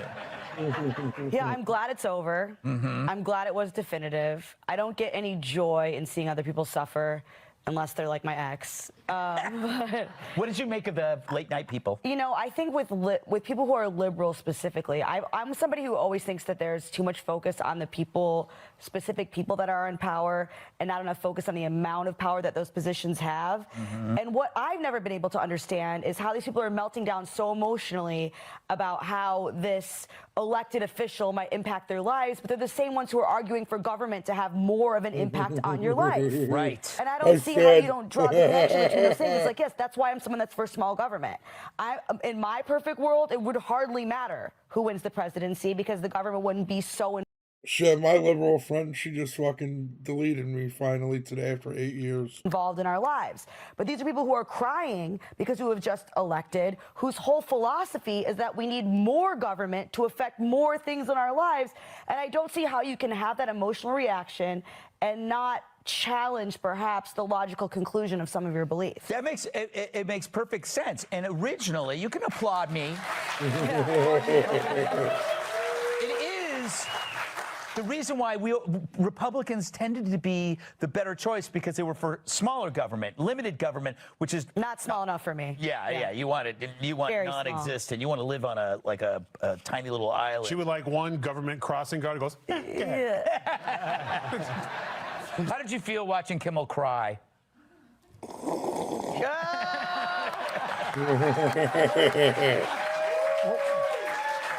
One of his tears fell out. Hold on. You know, it's funny how this derangement's working, because it only seems to work if you have a camera in front of you. Mm-hmm. I expected to walk into work, stepping over, crying, to your credit, libtards. Yes. Like, oh, excuse me, tear. Yeah. There we go. But it wasn't. Everybody went back to their lives. Yeah. So apparently the only way this heartbreak works is if you film it or force someone else to film it. Right. But to your point about Carson, we never knew his political affiliation because he was there to make everyone laugh. All the late night shows were.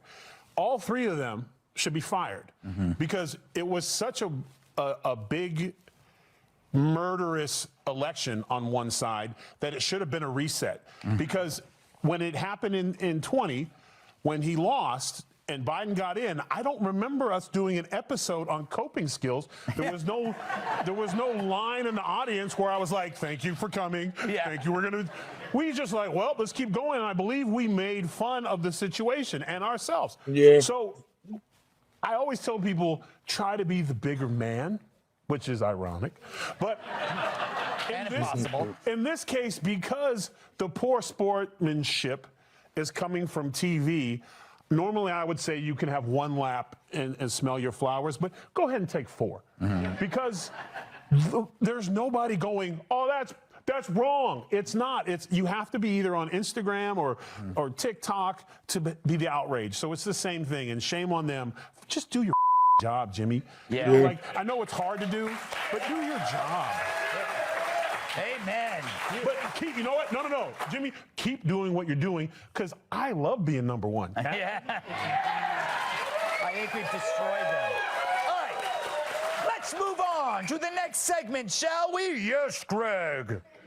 Up next, young men helped create a future where America's great. Young men voted for Trump. Winston, this is a great story. Young men shifted nearly 30 points to the right since 2020. Analysts say it's because of the new media. Masculine cultural figures help them appeal to Gen Z guys. My theory is that they like real dudes, and there were no real dudes on the other side. You're a young man. What's your analysis? Hey, well, you know, this is actually happening across the world, not just in America. It happened in my country, in England, in July at the elections. Women are going left, men are going right. Now, it's not really a surprise. For the last 10 years, they've told us patriarchy, this toxic masculinity. That. None of them get good ratings anymore. Nobody watches them people anymore. Even in the Kamala campaign, they were actively and openly denigrating men. Dana Bash at the DNC, she was saying we need to appeal to low T men. No wonder they put Tampon Tim as the running mate. In fact, it was such a joke. Yeah. Sorry. Go ahead. Well, on the other side, you have Elon parallel parking 40-foot story rockets. Yeah. No wonder. I want to be on that team. And it gets better still. Women, it turns out women want actual alpha men too. Right. Women like real men, it turns out. And to that point, Kat, young women also shifted to the right by 14 percentage points. Yeah, they did. That's almost 15, Kat. But more than 13, but not 15, 14. Okay. Kamala, I feel like Kamala could have just like said something nice about dudes at some point. I was looking at her Twitter, X, whatever it's called, and I just searched the word men. And she had some things like, this is for Latino men. And then she had another one, this is for black men. And so it was still very much through the lens of race. And yes, as you point out, all the men surrounding her were like, listen, first of all, as a dude, I'm sorry that I'm a dude. Like, that was the vibe that they brought to the function. And I think that there's just so much of that people, they just, you're inherently bad because you're a man, then where are you supposed to go from there? Exactly. And then Trump, I think also combined with the fact of being told he was evil, he was Hitler, he was this, he was that, you see him just kind of joking around on some of these podcasts, with the podcast that a lot of these men just watch for fun. That really put it at that picture at odds, and it made them a lot harder for them to do. Yes, and he also did our show for an hour, and he did, exactly, ours is he did our show. He's on with Andrew Schultz. He's on with Joe Rogan. On MSNBC, someone said they heard from a voter who said they literally voted for Trump instead of Kamala because Kamala wouldn't do Joe Rogan. Yes. So funny. That's great. Paris, you know, we kept hearing about the bros for Kamala, and they were again, like you said, they were on Instagram and on X. That should let you further know they weren't bros. Yeah. They were hoes for Kamala. My husband hasn't posted on Instagram in like 3 years. Yeah, right? no man says had breakfast, feeling great, ready to go out. Vote for Before deep Kamala. breaths, ready to man up with Kamala Lamala. Never happened, Greg. You know, President Trump is a he's a dude, and he's one of the boys, as we would say in wrestling. When I did my sit down with him, even when our interview was over, we were talking about boxing and football and just guy stuff and kid stuff, to the point they're like, Mr. President, you got a really important dinner to go to. He's like, but I'm talking to my bro. And I was like, appreciate you, but you probably should go to that Catholic dinner. And he went. And the reason why his papers were all messed up, because he was hanging out with me. He was like, oh, I didn't read these jokes in time. I don't want to tell you why, because he stayed for one extra beer with the bros. And we respect that. You tell us we're wrong. We open the door. We're, how dare you? We pull a guy off you from trying to attack you in the subway. He's just as bad. No one's voting for that. And here's the deal. Women want men to be men. They have girlfriends. They don't need the men to come in. Like, I sat in on one Tupperware party once. And all I said, when it was my turn, I was like, it's a bowl. What is it? Yeah. And then I broke my own neck and got out of it. So, but it wasn't men, it wasn't women, it wasn't gay, straight. I said, it was everybody. Everybody was in the room. Jamie, I'm sure you're used to this. You're up there doing your best, and everyone in the audience is like, what is he talking about? Yes. Let's go. And they all just go. And that's what happened. It was across the board. Yeah. Yeah.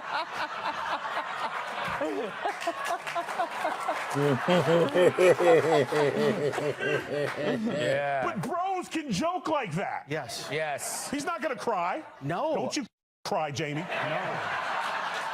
Don't you do it, Jamie.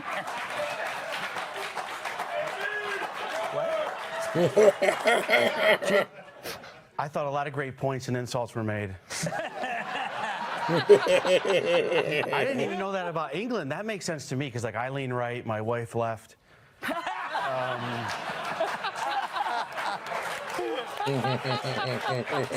Nicely done. I don't think it's that crazy that somebody said they wouldn't vote for Kamala for not being on Joe Rogan, because I think some people get it wrong when they say it's because they like Rogan, it's because they're fans of Rogan that they're. That's not the case. It's because it's a place where you can hear them be a real person. I don't think it. I think Rogan has the reach, but it's because J.D. Vance and Trump came out and were real human beings for 3 hours, and you were like, holy, like, that's who I'm voting for, which we never got from Kamala. She treated America like it's always a first date.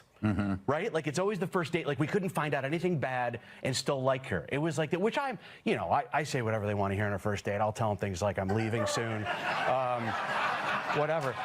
But I think it's the real person variable, which is like even like her speeches, man. They're like it could be AI. I watched her last speech in closed caption. And right in the middle, the lady wrote this job, and that was it. It just.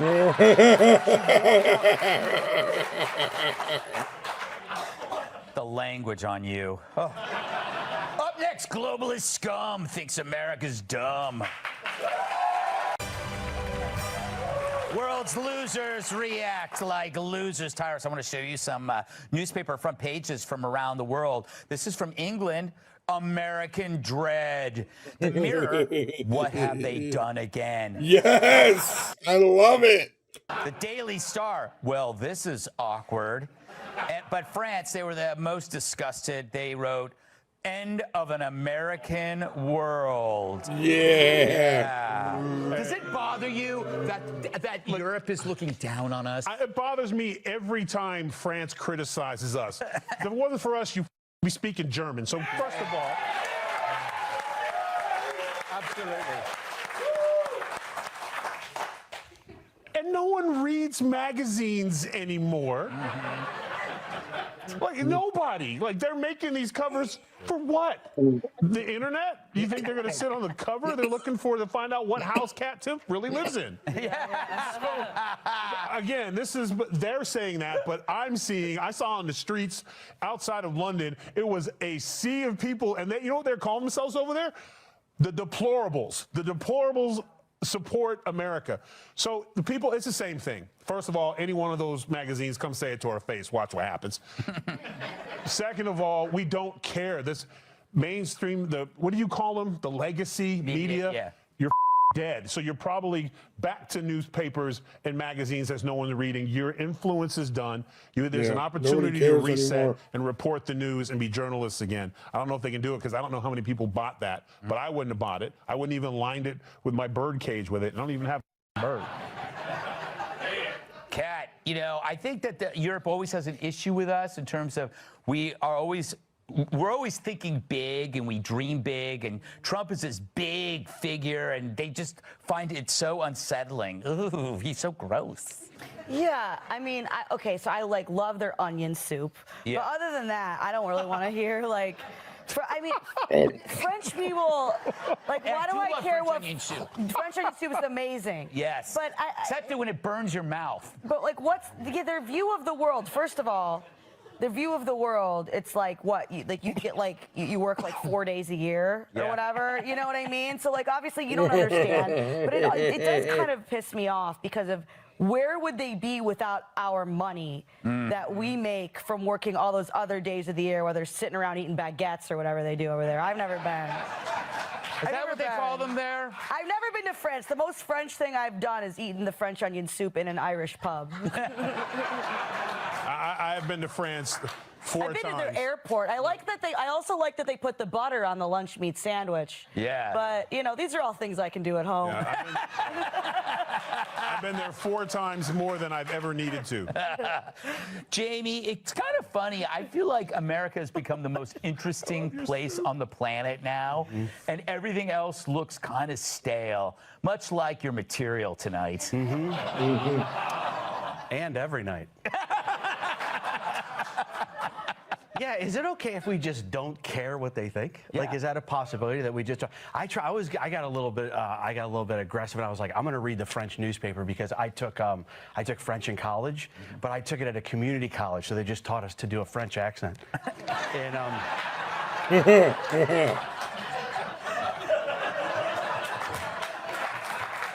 I don't know. Do you think I'm with Tyrus. I haven't gotten the Guardian since we got rid of our hamster. I think they were also surprised. I don't think you were surprised. I don't think you're surprised at who won the election. And I think that ignoring a lot of the obvious things was a reason to be surprised. I don't know. I sort of felt like it was going to go the way it went. So I feel like the surprise is coming. I knew Trump was going to win after the assassination attempt.